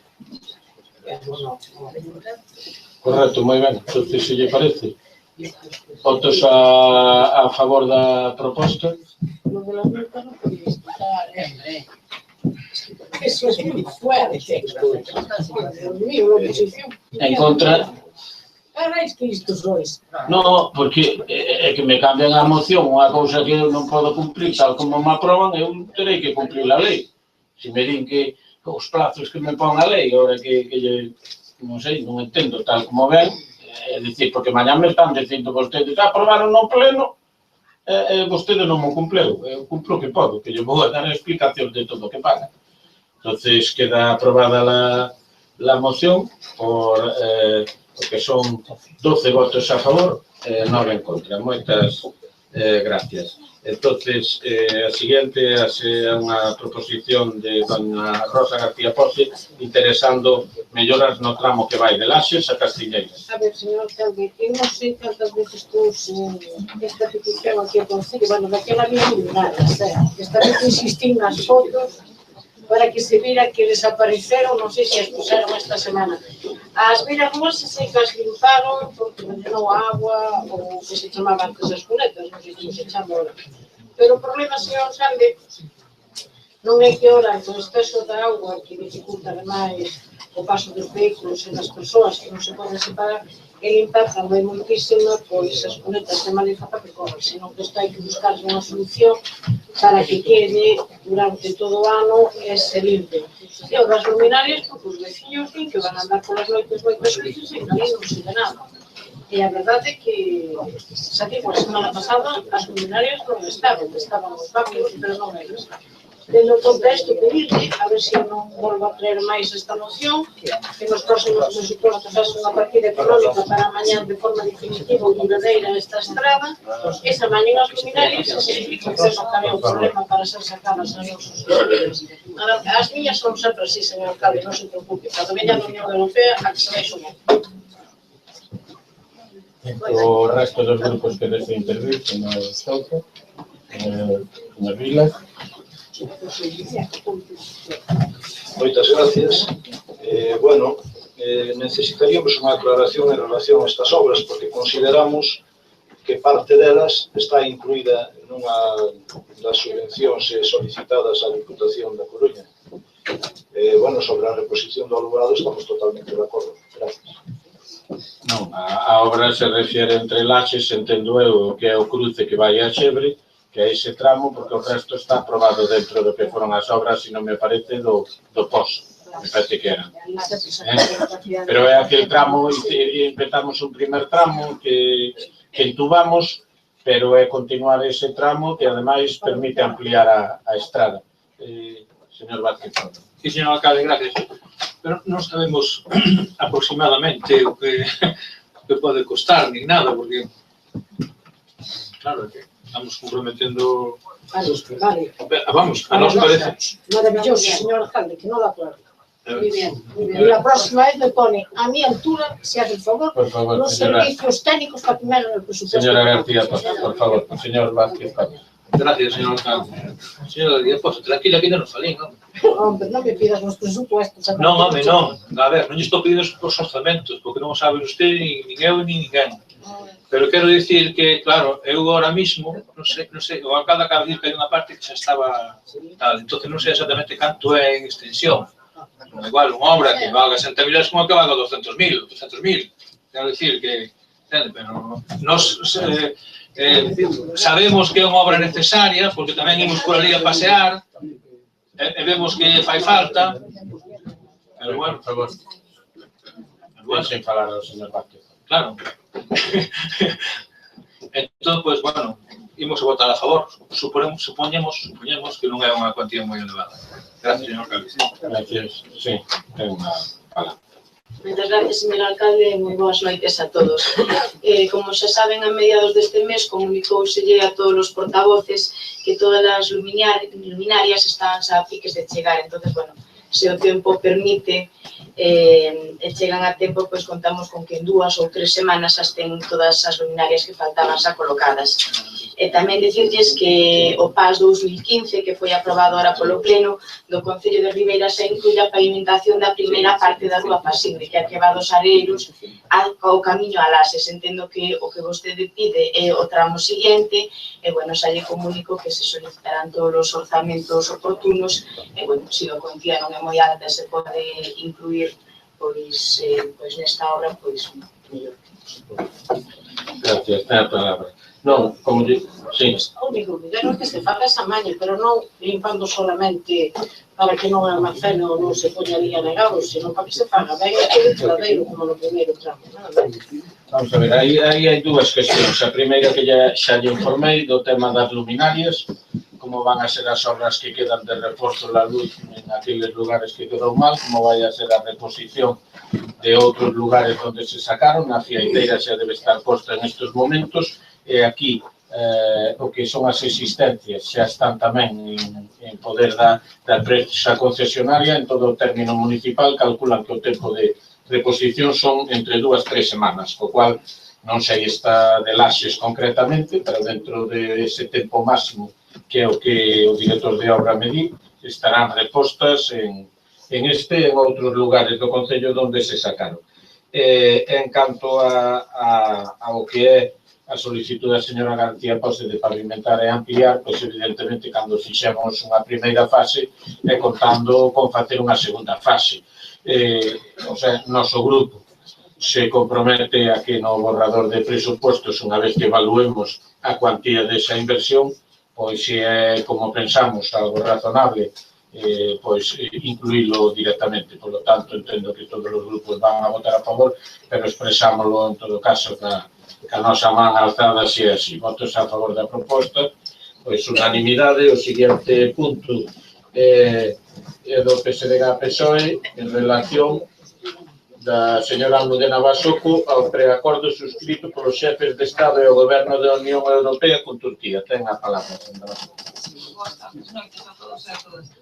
Sí, bueno, en relación con este punto, a vista da declaración do Unión Europea de Turquía do pasado 18 de marzo de 2016, esta concelleira vai a presentar unha emenda á moción relativa ao acordo suscrito, da que xa di en parte, bueno, se teñen copias todos os grupos. Exposición de motivos. O pasado 18 de marzo de 2016, ASE e os xefes de Estado e de Goberno da Unión Europea asinaron un acordo con Turquía para pôr en marcha un programa para deportar a todos os inmigrantes, incluídas as persoas demandantes de asilo, sirios e de... Perdón, un segundo, señora Almudena Basoco. É que ningún grupo veo a emenda, presentou na registro. Acabo de trasladar. Está dando traslado ahora da súa propia emenda. Bueno, digo, porque os grupos... Vamos a ver, se a emenda é a que aprobaron no Congreso todos os grupos, coincide ca emenda que o Grupo Popular tiña presentado. ¿Es lo que está aprobando todavía en el Congreso? Esta é que non mandan para arriba, entonces non sei exactamente se é a mesma que aprobaron todos os grupos no Congreso. Vamos a ver, é que todos os grupos no Congreso aprobaron unha proposta conxunta que foi a que fixo que o presidente do Goberno en funcións trasladara ao Consello de Ministros Europeo. Entón non sei se a súa coincide ou non. é a mesma exposición dos motivos que presentei, só que tendo en conta o acordo do pasado 18 de marzo. A ver, Básicamente é o mesmo, só que temos en conta en atención a... Bueno, pois se nós somos capaces de analizalo nun PLIS+, pois nos solución. Pero es que non sabemos se lo han encontrado que sea aprobado. Bueno, vostede expoña e depois os grupos que manifesten a rúa. Bueno, o pasado 18 de marzo de 2016, ASE e os xefes de Estado e de Goberno da Unión Europea asinaron un acordo con Turquía para pôr en marcha un programa para depurar a todos os inmigrantes, incluídas as persoas demandantes de asilo sirios e de calquera outra nacionalidade que chegan á Unión Europea a través deste país, a cambio de que os Estados da Unión recoloquen un número equivalente das persoas refugiadas sirias asentadas xa en Turquía e de outras medidas económicas e políticas a favor do Estado turco. Os socialistas españois consideramos unha vez confirmado este pacto que a Unión Europea non está respetando os convenios internacionais sobre o dereito internacional de asilo e está asistindo ademais ao proceso de deconstrucción da Unión Europea. Os socialistas españois non recoñecemos esta Europa e creemos que non se pode facer un acordo de intereses con Turquía utilizando os dereitos das persoas refugiadas e migrantes como moeda de cambio, porque o consideramos inadmisible. Desde o PSOE consideramos que as e os xefes de Estado e de Goberno da Unión Europea, ante a crise máis grave que vive desde a Segunda Guerra Mundial, asinaron un acordo inmoral e de dubidosa legalidade que, vistos os seus termos, contravén claramente o dereito de asilo e os múltiples convenios internacionais sobre dereitos humanos. O PSOE mostra a súa adhesión ás peticións das organizacións non gubernamentais, Alto Comisionado da ONU para as Persoas Refugiadas e activistas pró de dereitos humanos na denuncia, rexeitamento e exigencia de retirada deste acordo da Unión Europea e Turquía para devolucións masivas, así como a exigencia de abordar con urxencia a crise das persoas refugiadas defendendo os dereitos humanos, creando corredores humanitarios, acolléndolles con respeto e solidaridade e posibilitándoles o asilo entre os membros da Unión Europea. É por todo anterior que o Grupo Municipal Socialista do Concello de Ribeira presenta a seguinte moción para o seu debate e aprobación no pleno. Primeiro, o Pleno do Concello de Ribeira mostra o seu rexeitamento ao acordo calzado entre os e as xefes de Estado e de Goberno da Unión Europea con Turquía, que contempla a devolución a Turquía de todos os emigrantes, incluídas as persoas demandantes de asilo sirios e de calquera outra nacionalidade que chega á Unión Europea. 2. O Pleno do Concello de Ribeira exixe á Unión Europea e aos Estados membros dar unha resposta humanitaria urxente ante a grave situación que viven as persoas refugiadas que sexa respetuosa co dereito internacional de asilo e os dereitos humanos. Neste sentido, insta ao Goberno da Unión Europea e aos Estados membros a retirada da declaración asinada de 18 do mes en curso a non respetar o dereito internacional de asilo e os convenios internacionais sobre dereitos humanos asinados pola Unión Europea. E 3. O Pleno do Concello de Ribeira súmase ao manifesto Pasase Segura, suscrito por multitud de organizacións sociais, sindicatos e partidos políticos de toda Europa. En este sentido, insta a Unión Europea e aos seus Estados membros a que ordenen a creación de corredores humanitarios e que posibiliten desde o respeto o asilo destas persoas entre 28 Estados membros da Unión Europea. Sí, señor Chorta. No, es que si no leemos la del Congreso, si no tenemos la que se aprobó la semana pasada en el Congreso por unanimidad, es que es absurdo votar una cosa que desconocemos. Por lo cual, nuestra opción sería abstenernos en esto. No, pero o que yo propoño como enmenda do seu grupo, de calquer grupo, votar a votada unánimemente no Congreso, que polo menos todo o mundo a conocemos e sabemos o que é, e dou lugar a un acordo, porque estudiar ahora a súa, sin habela visto antes e os matices que poda ter do acordo de 18 de marzo, non sei o que... En relación a isto, nós tuvamos en conta o acordo adoptado o pasado 18 de marzo. Nos que se adotou no Congreso, claro, pero, non sei exactamente si exactamente a transcripción. Coincida vostede comigo que non é, que cando menos é atípico que o grupo que presenta unha proposición se autoenmente. Entonces, claro, ainda por encima non o pasamos nin por registro, nin lle damos aos grupos unha cuestión delicada que un simple matiz entre o asilo, non asilo, é dicir, o trato humanitario a personas nos pode facer tomar unha decisión errónea. Decir que os 3 puntos que se solicitan estaban igual presentados na moción anteriormente. Simplemente que se remodelou tendo en conta o acordo suscrito. O resto é igual, é transcripción literal.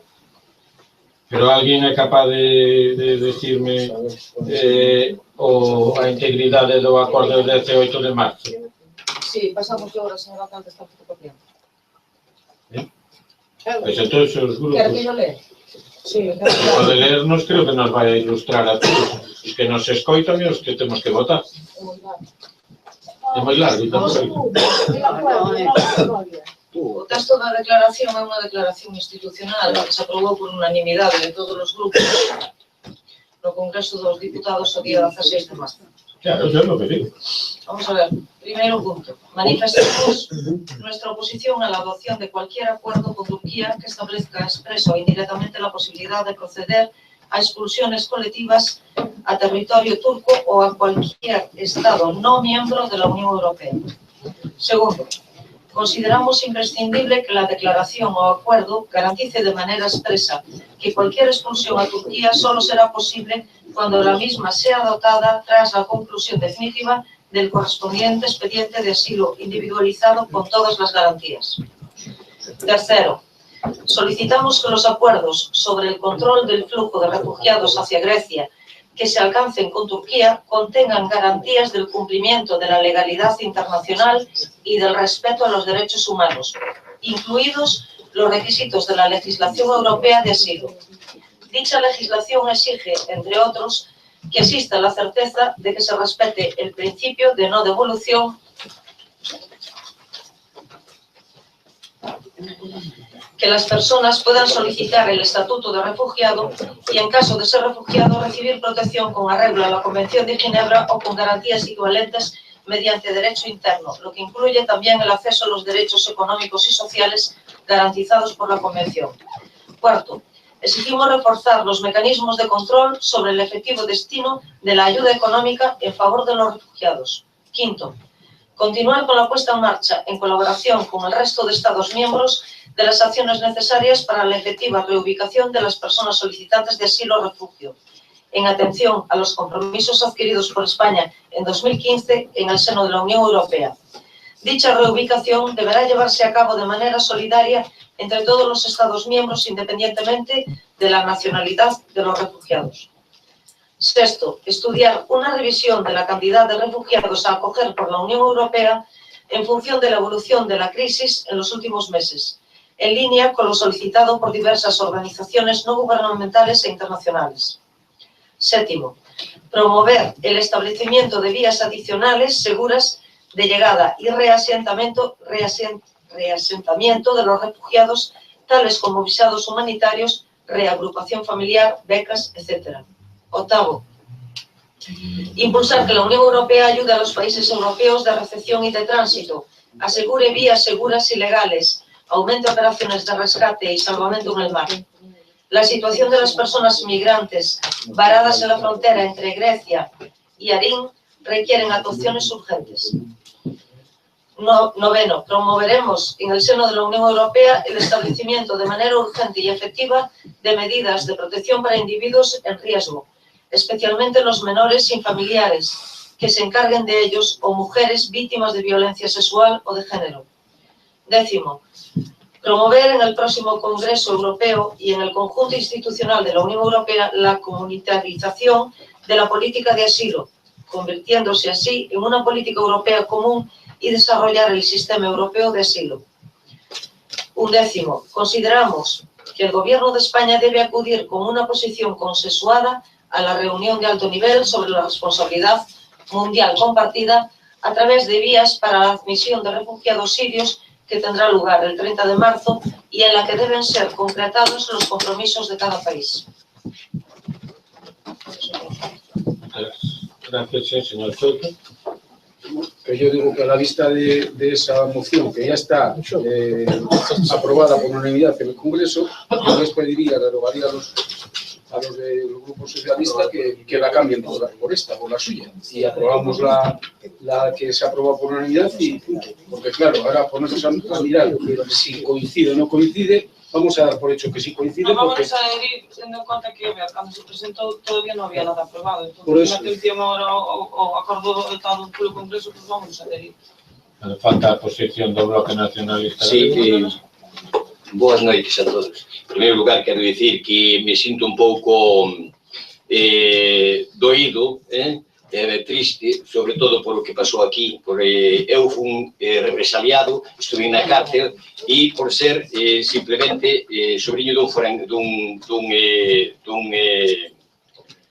dunha persoa que non era adepta ao réxime. E entón, todos temos algo que dicir. E hai que dicir outra cousa que... Pero claro que foi noutro... Sí, pero foi... Hai un pouco falou a señora e non lle dixo nada. Vale? E por eso quero dicirlo aquí, quero que sepa... Home, porque aclarar que foi noutro lado na ría, non... Sí, foi noutro lado da ría, claro, xa. Pero neste lado da ría tamén pasou. Pasou moi fuerte, se non vai a Pobra do Caramiñal. Aí a Pobra tamén pode vir, pero a Ribeira... Vai a Pobra do Caramiñal e vai a Boira. De Ribeira sei bastante. E no outro lado da ría, dúas rías máis para baixo, foi onde máis pasou. A cuestión. Dale, vamos á cuestión. En primeiro lugar, nós vamos a votar a favor tamén da moción, se é que chegamos ao acordo, se é que esa foi aprobada. Entón, vamos a votar, pero quería facer unha pequena salvedade. Sobre todo, isto ven a demostrar que a Unión Europea sigue sendo un negocio capitalista porque o único que lle interesa é eso. E é unha das cousas que nós sempre defendemos, sempre dixemos, e agora estáse demostrando. Primeiro nos cargan e nos caltan aquí cando foi coas restriccións económicas, con todo, e agora o que fan é eso.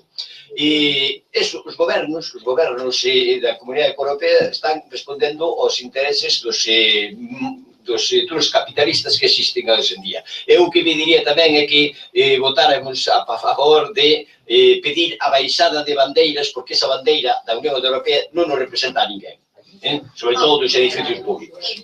Vale, eso é o que... Vamos a votar a favor da moción, xa que foi aprobada por todos, pero quero fazer constar isto. Moitas gracias. Gracias, señora Basoco, para posicionarse sobre o que debemos votar. Anteriormente, sí, señora Carmen, ten en conta que o Parlamento Exterior.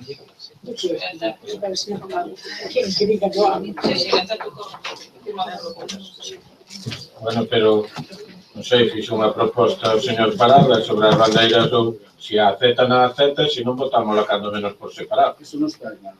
Non, eu tense que pronunciar ela porque é unha emenda en voz. Home, non vamos a aderir ao Congreso. Vale, correcto. Entonces, Nós votamos a favor tamén. Vamos a votar a favor tamén. Eu dicía a modo de, por lo menos, simbolizarlo, pero bueno, vamos a votar a favor tamén. Sí. Ben, alégrome, señor Parada, que se sume a esa declaración institucional, da que tamén foi respaldada por grupos independentistas e distintos grupos nacionalistas no Congreso dos Diputados. Mire, referente ao que facía vostede alusión da súa tristeza, estuvo na súa man evitalo. Por lo tanto, non veña aquí con intervencións agora, cerrada a cuestión. Cerrada a cuestión. Vaya todo o mundo a cuestión do que nos queda, que queda transporte e máis os refugiados. Exactamente, teñamos a noite en paz. Teñamos a noite en paz todos. A ver, Jorge, ¿cuánto puede costar? Señora... E evitalo sendo réxime firmado. Así evitaba eu. Señor Parada, referente a alusión que fai vostede da baixada de bandeiras, este grupo non lle vai a apoiar. Entendemos que, bueno, o Bloque Nacionalista Galego solamente se identifica ca súa bandeira nacionalista, pero o resto das bandeiras non lle din nada. A nós sí nos di tanto a bandeira galega como a española como a europea. Entonces votamos, como dixo a señora Basoco, o texto do Congreso adoptado por unanimidade todos os grupos. Votos a favor? Pois unanimidade. Entonces o seguinte punto é da señora García Pozo interesando unha partida económica para mañar a rúa de transporto en Aguiño. Ten a palabra. Teño un problema, señor alcalde, non trouxe o presupuesto. Casi yo fixen eu de memoria. En torno aos 10.000, 12.000 euros. Vamos, costa menos. Vamos a ver, esta é outra moción que non sei, outra petición que antas veces se trouxen aquí. Normalmente, tanto no anterior alcalde, na legislatura sempre se me decía que o problema para mañar esta rúa que era de costas, non? E que tenía dificultades, etcétera, etcétera. A verdade é que agora hai dúas pequenas empresas ali familiares, chegar ali co coche, señor alcalde, bueno, nas fotos xa se verá. Lle perjudica bastante ás empresas porque está intransitable e sobre todo que a chuvia. Eu falo, home, é todo o transporte, pero sobre todo o cachiño que comunica as dúas empresas que hai a dereita e que está desfeito. Entón, a petición de IPRM, bueno, os presupuestos vai unha partida económica, realmente, eu creo que neste momento, con 2 ou 3 tractores de Zarco, que igualar aquilo, foron desde que apresentei, No, perdona, non foi desde que a presentaste, xa foi antes porque xa estaba solicitada por esta conselleira. Me cago en tan bien, bueno, hoxe non é meu día, señor alcalde. Un que me pide presupuesto, perdón. É consideración, a perro, coño. Bueno. Continúe. E si es que Costas, pues que le diga a Costas que la mande condiciones. Nada, señor alcalde, ya está hecho, ya está hecho. Pero vou agarrar las empresas por non decir. O resto dos grupos, o... Bueno, non sei que cantar. Señor Vilas. Ya está hecho, ya está. Bueno, moitas gracias. No, pero hai que Fabio. Sí. Vamos a ver, estamos nunha situación dunha vía para nós similar ao do pleno anterior no barrio da Cerca, que tratamos no pleno anterior. No plan xeral de Ribeira non figura editorial, ni se recolle parte no catastro, como camiño público tampouco. Pero, bueno, realmente é un servicio privado. Entonces, existe alumbrado e existe a rede de abastecimiento público. Pola nosa parte, pois, diríamos que se determine por parte do Concello a titularidade do terreno e que se atúe en consecuencia. Claro, señor alcalde, que aquí se sembran dudas sobre se pertenece a Portos ou pertenece aquí. Se pertenece a Portos, que facemos actuando en terreno de outro ente? Por lo menos algo de compensación deberíamos ter. E por outra parte, señora Rosa, se quere saber os seus orzamentos, só ten que integrarse no goberno, xa que sempre vota con eles. Así xa os tería seguro.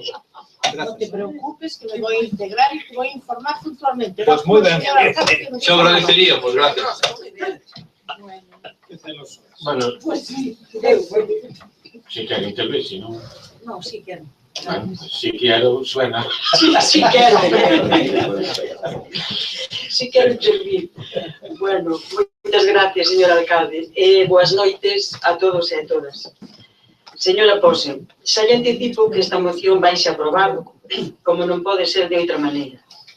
Posto que esta concelleira, que se move para que os veciños do seu pobo, que é Aguiño, teña cada vez máis melloras. Pois para eso se traballa con moito cariño cada día. Si pasou por ali, supoño que sabería que está arreglada con Zahorra, como o veciño lle pideu.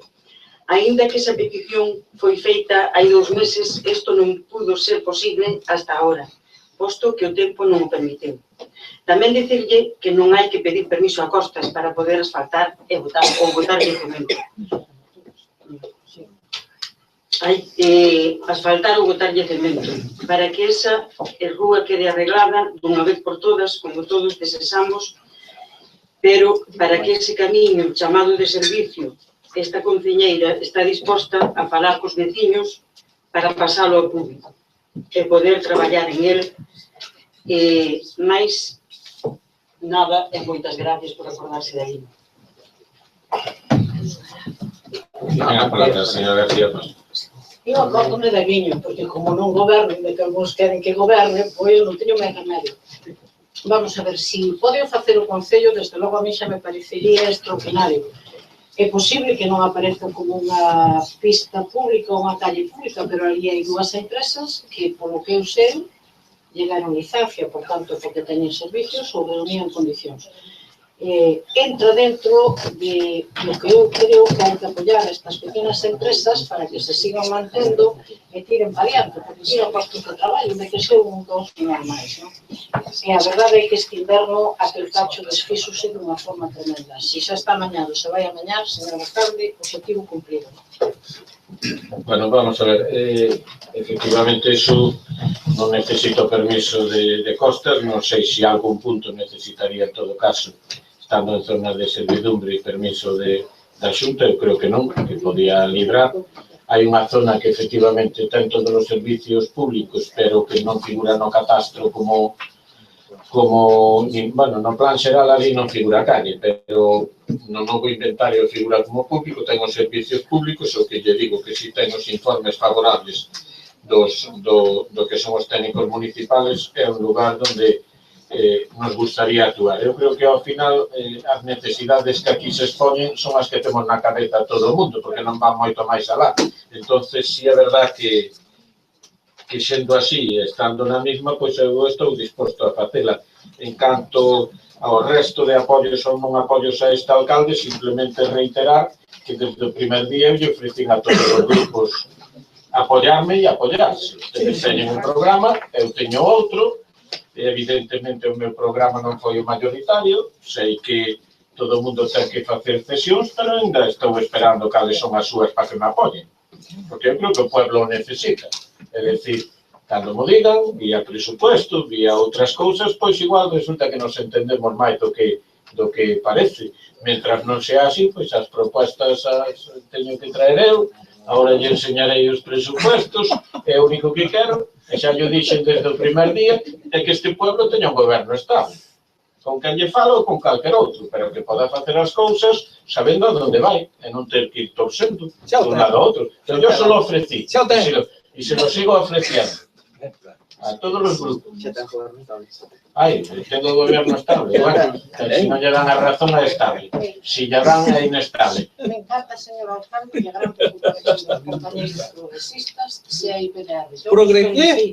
Los felicito, señor alcalde, los felicito. Sabe, o que van a acabar é, no bo sentido da palabra, xuntándonos. Xa me dirá vostede. Eu hasta ahora, é dicir, creo que ningún dos grupos aquí representados en ningún momento a súa actitud en canto a todas as mocións que levamos tratadas de calquer ámbito poda ser reprochada.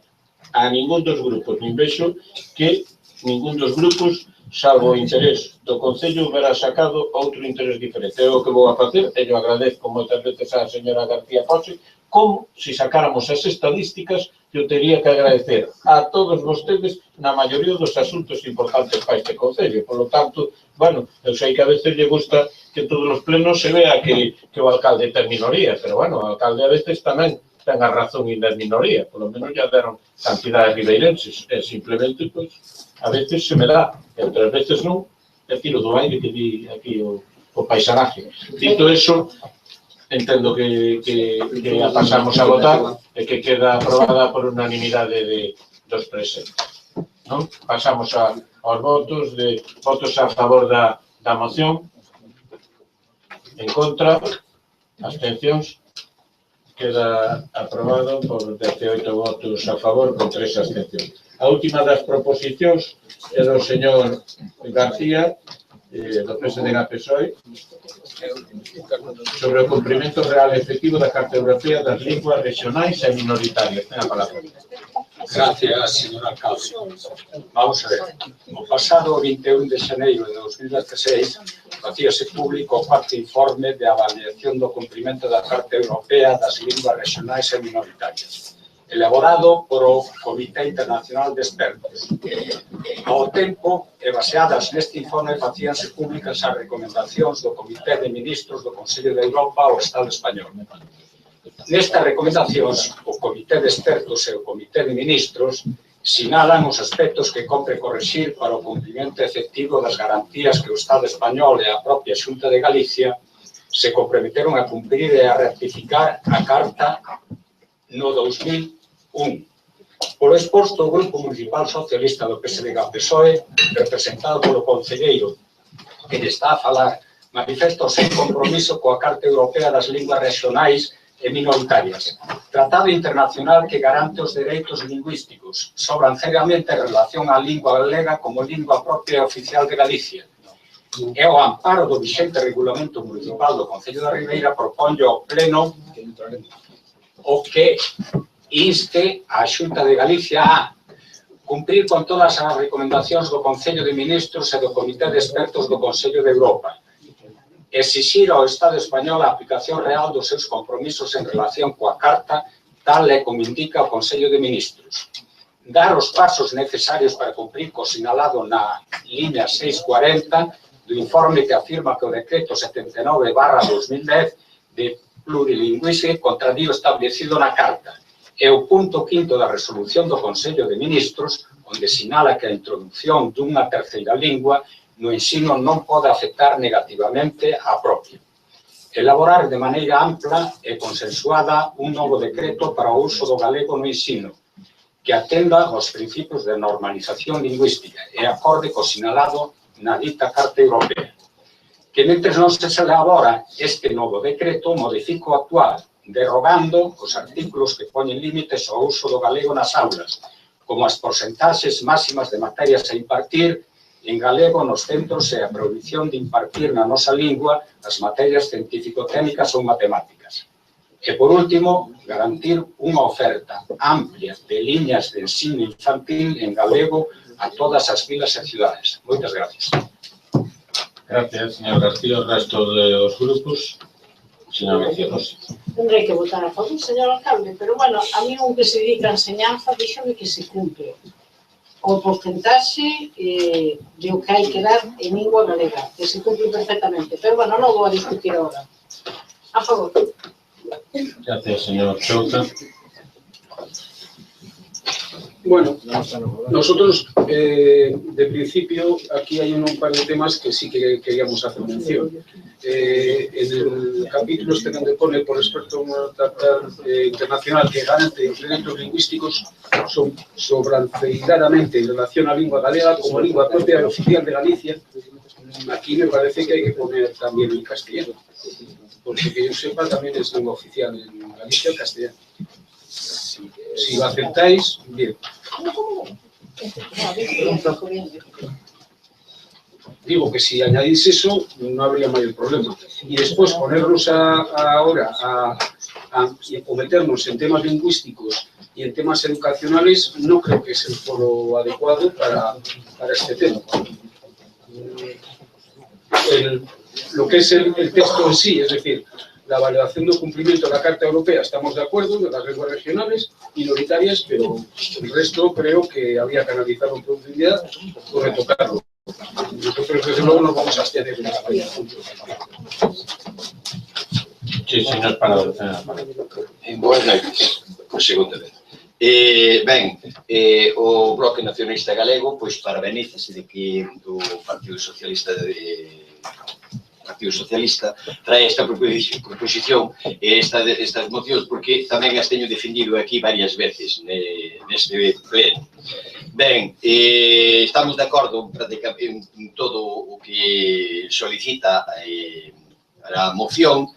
Eu quería engadir dúas cousas, é dicir, por exemplo, non estou de acordo co que di o señor Chouza, porque, con respecto da lingua, aquí hai dúas linguas, pero non son dúas linguas, non é un bilingüismo. Se queremos facer caso ao profesor Niñoles, aquí o que hai é unha diglosia. E diglosia, para explicárvolo, é cando unha lingua domina sobre a outra. Entonces, está ben. E iso é o que sucede. E o que di a carta das nacións das linguas minoritarias é que non pode ninguna lingua dominar sobre a outra, sobre todo nun territorio propio cando esa lingua se fala. Ben, iso. Se non léanse a Niñoles, que é un señor moi valenciano, ademais, que escribiu un libriño moi interesante que se chama Idioma e Poder Social. E aí entenderemos todo o que é o conflito lingüístico. Ben, e nese sentido nós estamos de acordo, pero quería facer esta acotación para que se queden as cousas claras, sobre todo cando falamos de bilingüismo e cando falamos e para entender un pouco cales foron as causas últimas, as consecuencias da actuación do Partido Popular respecto da lingua en Galicia. O que fixo foi entrar a saco e destrozar todo. Ben, incluso saltando os acordos que había primitivamente. E iso é o que hai, porque o único que lle interesaba era que, o mandato do señor Aznar, era que había que volver a castelanizar Galicia. Eso que é. Bueno, con todo, solamente decir eso, que vamos a votar a favor da proposición do señor García. Sí, señora Pola. Gracias, señor alcalde. Señor alcalde. Perdón, señora Lorde. Gracias, señor alcalde. Ten a palabra. Lo que nos proponen aquí, yo puedo dar fe de que se cumple en todos los colegios. Yo no sé de dónde se puede quitar esto. Yo no sé que tenemos que instar a la Junta porque está cumpliendo con todo lo que... Ahora, aquí quedas, pues cada uno habla como quiera. Esto es un país libre y podemos expresarnos como queramos, pero que en educación se cumple, sí. Yo no soy Dios todopoderoso para ver en todos los lados, pero sí en muchos. O sea que no, yo creo que no viene a cuento esto. Pero bueno, muchas gracias. Gracias, señor Lorduy. Señora Pouso, ten a palabra. Gracias, señor alcalde. Efectivamente se cumple, señora Lorduy, pero hai determinados partidos políticos que non son capaces de encaixar que se lle dé liberdade ás persoas de expresarse na lingua que queiran. E están utilizando a lingua galega como elemento de conflito, cando aquí os galegos pois falamos en galego, falamos en castelán, no que nos pete sin que ninguén nos impoña nada. E mire vostede que lle fala despois de pasar por unha época de escolarización no que me obrigaban a falar castelán, mire vostede o que conseguiron. Mire que resultado lle dou. Así que usted querendo impoñar tanto galego non sei a onde poderemos chegar, que ao mellor cada vez falo máis castelán, vaya vostede a saber. Mire, señor voceiro do Partido Socialista, o informe ao que fai vostede referencia está elaborado a partir da análisis feita polos membros do Comité de Expertos da Carta Europea das Linguas Regionais e Minoritarias, que foi ratificada por un goberno do Partido Popular no ano 2001. Outros países, como Francia ou Portugal, non o ratificaron. Nese informe felicítase o Estado español porque a situación, despois do último informe feito no ano 2012, mellorou considerablemente. Constata o moi elevado nivel de protección que teñen as linguas regionais e minoritarias en España. E tamén sinala certas carencias no uso das cooficiais na xustiza, no ámbito da xustiza ou no ámbito da asistencia sanitaria. Afecta máis a outras comunidades autónomas que a Galicia. Entre os aspectos positivos que destaca en Galicia, atópase o incremento do número de medios de comunicación do audiovisual privados que emiten parte da súa programación na lingua propia galega, así como un notable incremento do uso do galego nas actividades culturais e con máis moderación en ámbitos como no comercio e na economía. Respecto ao segundo punto referente ao ensino, o modelo da Carta Europea das Linguas Regionais Minoritarias e a inmersión lingüística nunha das linguas cooficiais, segundo se dixe. Ese modelo non é o de Galicia, e iso é o que di o informe, pero non di que o noso sexa malo. A Lei de Normalización Lingüística de 1983 impide expresamente a separación de nenos por razón da lingua que falan. A intercomprensión entre o galego e o castelán é moi próxima, polo que uns e outros nenos deben estar xuntos. O noso sistema basease na aprendizaxe integral das dúas linguas ao 50% e na atención personalizada do alumnado, de xeito que ao final dos distintos ciclos formativos adquiran competencia por igual nas dúas linguas cooficiais. O decreto axústase á lei, superou 8 sentenzas do Tribunal Superior de Xusticia de Galicia e a do Tribunal Supremo e o recurso presentado pola Real Academia Galega ao Tribunal Constitucional non foi admitido a trámite. Xa se modificaron os parágrafos necesarios para axustalo ás sentencias do Tribunal Superior de Xusticia de Galicia. Este sistema funciona, pois a situación actual do galego, segundo os datos publicados no ano 2014 polo Instituto Galego de Estadística, produciuse un incremento no número de persoas que di ter un alto grau de coñecemento do galego oral e escrito, e case a totalidade da poboación afirma entender esta lingua.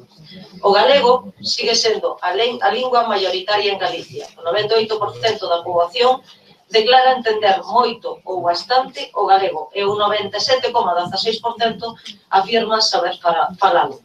O 83% afirma saber escribilo e o 97% sabe lelo. Estes datos sitúan a lingua nunha posición de clara vantaxa con respecto a outras linguas europeas avaliadas polo Comité de Expertos da Comisión Europea das Linguas Regionais Minoritarias. A partir deste informe, o Consello de Ministros do Consello de Europa fai 6 recomendacións. son as que teñen valor firme, non o informe. Entre elas podemos resaltar a de continuar a garantir que a oferta de educación trilingüe non afecta negativamente a protección e promoción das linguas minoritarias, e iso é porque xa estamos garantindo a protección da lingua galega cando se implanta unha educación trilingüe nos centros. Respecto á modificación da fixación de materias, fíxose precisamente para impulsar a lingua galega nas materias que manexan máis léxico e si se poden impartir materias científico-técnicas, biología, xeografía, ciclos de formación profesional, etc. O ensino do galego en infantil nas cidades xa está garantida pola adquisición de competencias ao 50% segundo todos os datos que manexa a Consellería de Cultura, Educación e Ordenación Universitaria. Por lo tanto, nós imos a rexeitar a presente moción. Entonces, si le parece, pasamos a votar. Votos a favor. No, ten que ya ter unha intervención. Sí, por favor. Pode tela que me daba conta que remata vostede. Perdón. Vamos a ver, en canto ao uso da lengua nas escolas en Galicia, nas universidades, está claro que eso non se corresponde ca realidade. Quero dicir, hai datos sociológicos suficientes para dicir que o uso do galego aquí no noso país, en Galicia, está absolutamente desaparecendo. Está desaparecendo entre a xente xoven. Por lo tanto, ese é un signo inequívoco de que desde os poderes públicos non se está facendo o suficiente para promocionar a lengua e o uso do galego, na escritura e oralmente. Outra cousiña máis, quer dicir todo isto que a política lingüística da Xunta de Galicia non é adecuada. É que foi rexeitada continuamente por os expertos en galego e por os expertos a nivel europeo tamén, porque este informe que eu traio aquí tamén parte del é quitado de un informe das regións e o que di taxativamente é que non se cumple adecuadamente a promoción do galego. E o que temos que ter en conta, sobre todo, é que as linguas minoritarias teñen que ter unha presencia maior. Por lo tanto, eu non retiro nada e someto esta proposición tal cual está a votación do pleno. Eu creo que o uso do galego é algo que nos preocupa a todo o mundo. Eu dudo que sean os poderes públicos. Cando os poderes públicos nos exigían falar en castellano na calle, falábamos en gallego. E agora que todo o mundo, desde que é un rapaz na guardería, a todo o mundo lle dan gallego, falan castellano. Pois será outra cousa que non creo que sean os poderes públicos. O que temos que facer entre todos é prestixialo, que é bastante máis importante que outras cousas, porque ninguén en Galicia pode decir que desconoce o galego. Non fala porque non quer. E quizá iso ven por educación, polo que lle din na casa ou polo que sea. Pero a mí, cando no colegio, incluso a algún lle daban así, tirabanlle da orella por falar en gallego, porque tiñamos que falar castellano, salíamos dali e falábamos o que nos petaba, falábamos todo o mundo galego. Ahora que no colegio, desde pequenos, están estudiando gallego, salen e falan castellano. Bueno, pois, a verdade que os poderes públicos botarlle moito igual a influencia da televisión, do propio castellano, dos chavales, que sei, pois, aquel, non sei como está. Sí, pero é unha desgracia. Entre todos o que temos que facer é que o que está na nosa man é prestixiar o galego. Ora, a partir de aí, o resto xa, as solucións, pois sempre teñen unha índole ideolóxica, que a veces acertamos e a veces non. Entón, se lle parece, votos a favor da proposta do señor García. Son votos en contra. Entonces queda, en este caso non prospera, por 12 votos en contra e 9 a favor. Dito eso, os decretos da alcaldía teñenos, como ben sabe, hasta o día 18 de marzo xa expostos, moción de urxencia non hai, e rogos e preguntas. Eu, como ben saben, vou seguindo o orden que me dan e a veces quizá non sei o de presentación. A primeira do señor Pérez Barral, que insta que rendixa que o goberno local redirixa, estableza o dominio do .gal como preferente na web institucional. así como iniciar o proceso de implantación do mesmo dominio nos enderezos electrónicos, e que o goberno local siga promocionando o dominio GAL, notas de prensa, promoción e publicidade do Concello de Concello de Ribeiro. Dito eso, decir que tenen orden os servicios informáticos, que o punto de partida sea precisamente a través do link do que sea o punto Galdo, que creo que o Concello ven facendo bastante promoción e así tamén lle estamos ao resto dos concellos. A outra é a exposición de motivos do señor Vilas, fala da Rúa de Galicia, das jardineras que están ali colocadas, que pide que dificultan o tránsito normal de persoas e vehículos, unha señal de velocidade reducida a 20 km por hora, e que na plaza que se forma coa Rúa Churriana se coloca unha señal vertical de prohibido estacionar a calquer tipo de vehículo. Na peatonal xa non poden, como ben saben, estacionar, polo tanto, se estacionan, salvo que sea un carga e descarga ás horas permitidas, non debía facelo. As macetas as puxeron porque saben que, mentras non haya outra forma de regulación e non decida a propia mesa que creamos de peatonalización, era a única forma de que non o utilizaran como un atallo para chegar a Romero Ortiz ou a Manzanares. Dá algún problema, que algún vehículo teña que ir marcha atrás, pero eu creo que a solución pois permite que prácticamente todos os establecimientos podan ter un acceso aos seus locales. En estes momentos, en tanto en cuanto non se poña en funcionamento calquer outro tipo de instalación, sabe que está concedido o de lector de matrículas, teremos que ver o concedido non, adxudicado. Teremos que ver as ventaxas ou inconvenientes que ten, pero volvo a repetir que todo o que se trate de peatonalizacións pois se vai a estudiar en esa mesa de peatonalización que, como saben, nos vamos a reunir pois esta mesma semana, ao final, me parece que era, e que cada grupo xa pode facer a súa proposta inicial. A seguinte é do señor García Pérez, que me fala do protocolo de utilización da Casa de Xuventude. A verdad que a Casa de Xuventude, supoño que se refiere ao albergue. Sí, o albergue, todo o que... Pois eso está regulado polo Departamento de Xuventude, non hai un reglamento, se cada solicitud que se fai é informada polo técnico e a partir deso se toma a decisión, ben a través de decreto ou, se fora o caso, pois da Comisión de Goberno. E ten conocimiento do estado en que se encontra ese edificio? Home, non vamos a ter. Non, pergunto porque non fai mención. Non, é que ainda non acabei.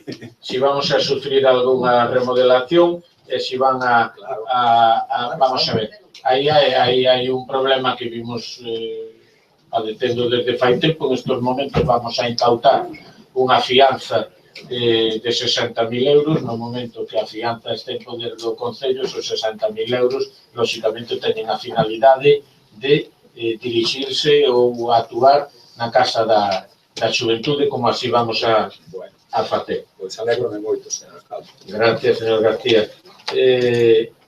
A outra da señor Vilas, que fala das actuacións de costas alá en Areeiros, que pide recabar o expediente desa actuación a súa integridade a costas. Así o faceremos, e que unha vez que chegue aquí que se lle dé a todos os grupos. Se Costas non la remite, ali será dada a todos e cada un dos grupos. Piden tamén e solicitan a retirada duns postes na rúa Andrés Torres Queiruga. Entendo que deben pertenecer a Telefónica. Nos interesaremos polo tema, dirixirei escrito a Telefónica, e se podemos sacalos, sacarémolos. Non sei se podrán colocar nas propias fachadas ou non. Na Praia da Ribeira. Na Playa da Ribeira, correcto. Entón, o señor secretario, se pode engadir Playa da Ribeira dentro do rogo. Está na solicitud. O señor Pérez Barral pide unha serie de actuacións nas rotondas. Algúna xa lle comentei que se van a facer, basicamente as das Carolinas. Estamos xa en proceso para empezar a licitación ou contratación do que é a pintura do Concello, para esperar que este ano, tan pronto veña o bo tempo, a poder ser nos meses de maio a junio teñamos todo o Concello pintado, non? Agora, tanto ca humedad como co tempo que fai, a verdade é que pintar é perder o tempo porque nin colle a pintura coa exposición no chan e se borra enseguida, por lo tanto é un gasto que ainda que é necesario, a vez é inútil. E despois fala de que se repoña unha señal de stop na rúa Castelado a altura do cruzamento entre esta rúa e a de Listres. Non sei exactamente a cal se refiere porque Castelao, ca de Listres, que eu entendo, non se cruza. Hai playa, sí, ao final. Bueno, pero xa non é Castelao. Acaba xusto na Castelao, acaba na carretera general. O Estado di que a carretera general de... bueno, se xa lle chama, pero claro, xa non é a zona de Listres, pero non é a rúa de Listres. Bueno, é a estrada xeral, aí... Exactamente. Pero non se preocupe que por parte do delegado de tráfico que revise se esa señal falta e non só iso, no resto xa está posto. Non, é que hai a estrada que hai antes, si ten stop, pero despois, na que te metes xa para a xeral, non ten. O sea, donde temos aprobado poñer o semáforo, non ten stop. Está pintado no suelo, pero non ten... Claro, pero non ten señal vertical. Pois hai que colocala porque ademais é un lugar peligroso. Mañan encárguese, concelleiro. Entonces, outra do señor Vilas... Señor alcalde, falta unha das Carolinas. Non, foi o que xa lle dixe no anterior pleno as medidas que ali se iban a tomar. Pero do seto vais eliminar. O seto? É que é o seto, do paso peón. O número 2. A segunda. Que hai que cortar. Non, vamos a ver, aí a previsión é que xa lle dixen de facer o carril bici, de meter un solo carril en esa zona de salida e, por lo tanto, a visibilidade todo vai a ganar a parte da... Pero, bueno, agora, de xeito inmediato, non me dou conta de que obstaculice o mirarei, se é así, non hai problema, mando ya a brigada que o faga de menos. Outra ten que ver cas obras do convenio asinado representación do Concello con Coroso, se o peche que se está facendo corresponde a ese convenio. O convenio teñen vostedes conta pola propia Xunta Local de Goberno dos termos do mismo, efectivamente, o muro de separación das dúas propiedades, unha vez que se chegou ao deslinde das mesmas, ali había un pico, e o que se fixo endereitar é parte do que correspondía, digamos, á finca do Concello en estos momentos está dentro desta propiedade, parte do que correspondería á propiedade está en poder do Concello, polo que tanto que se fixo de delimitarlo da mellor forma, é unha obra que aproximadamente non chegou aos 2.000 euros e que delimita as dúas propiedades, non só a propiedade do camping, senón as propias propiedades do Concello, onde vamos a instalar en estes próximos días unhas mesas ali para que a xente poda disfrutar delas no verano. E por último, me solicitan, mandaremoslo, pero xa lle digo ao señor Lijó que non son moi partidarios a Xunta de poñer en funcionamento aquelas luminarias, e a verdade é que, bueno, se as poñen, mesmo, inda que foran para o alumbrado público, non habría inconveniente a que o propio Concello as soportara. Pero, bueno, pola Xunta me parece que non ten moitas ganas de poñelas a encender. Estamos falando da entrada da autovía, todas aquelas luces que están postas e non funcionan.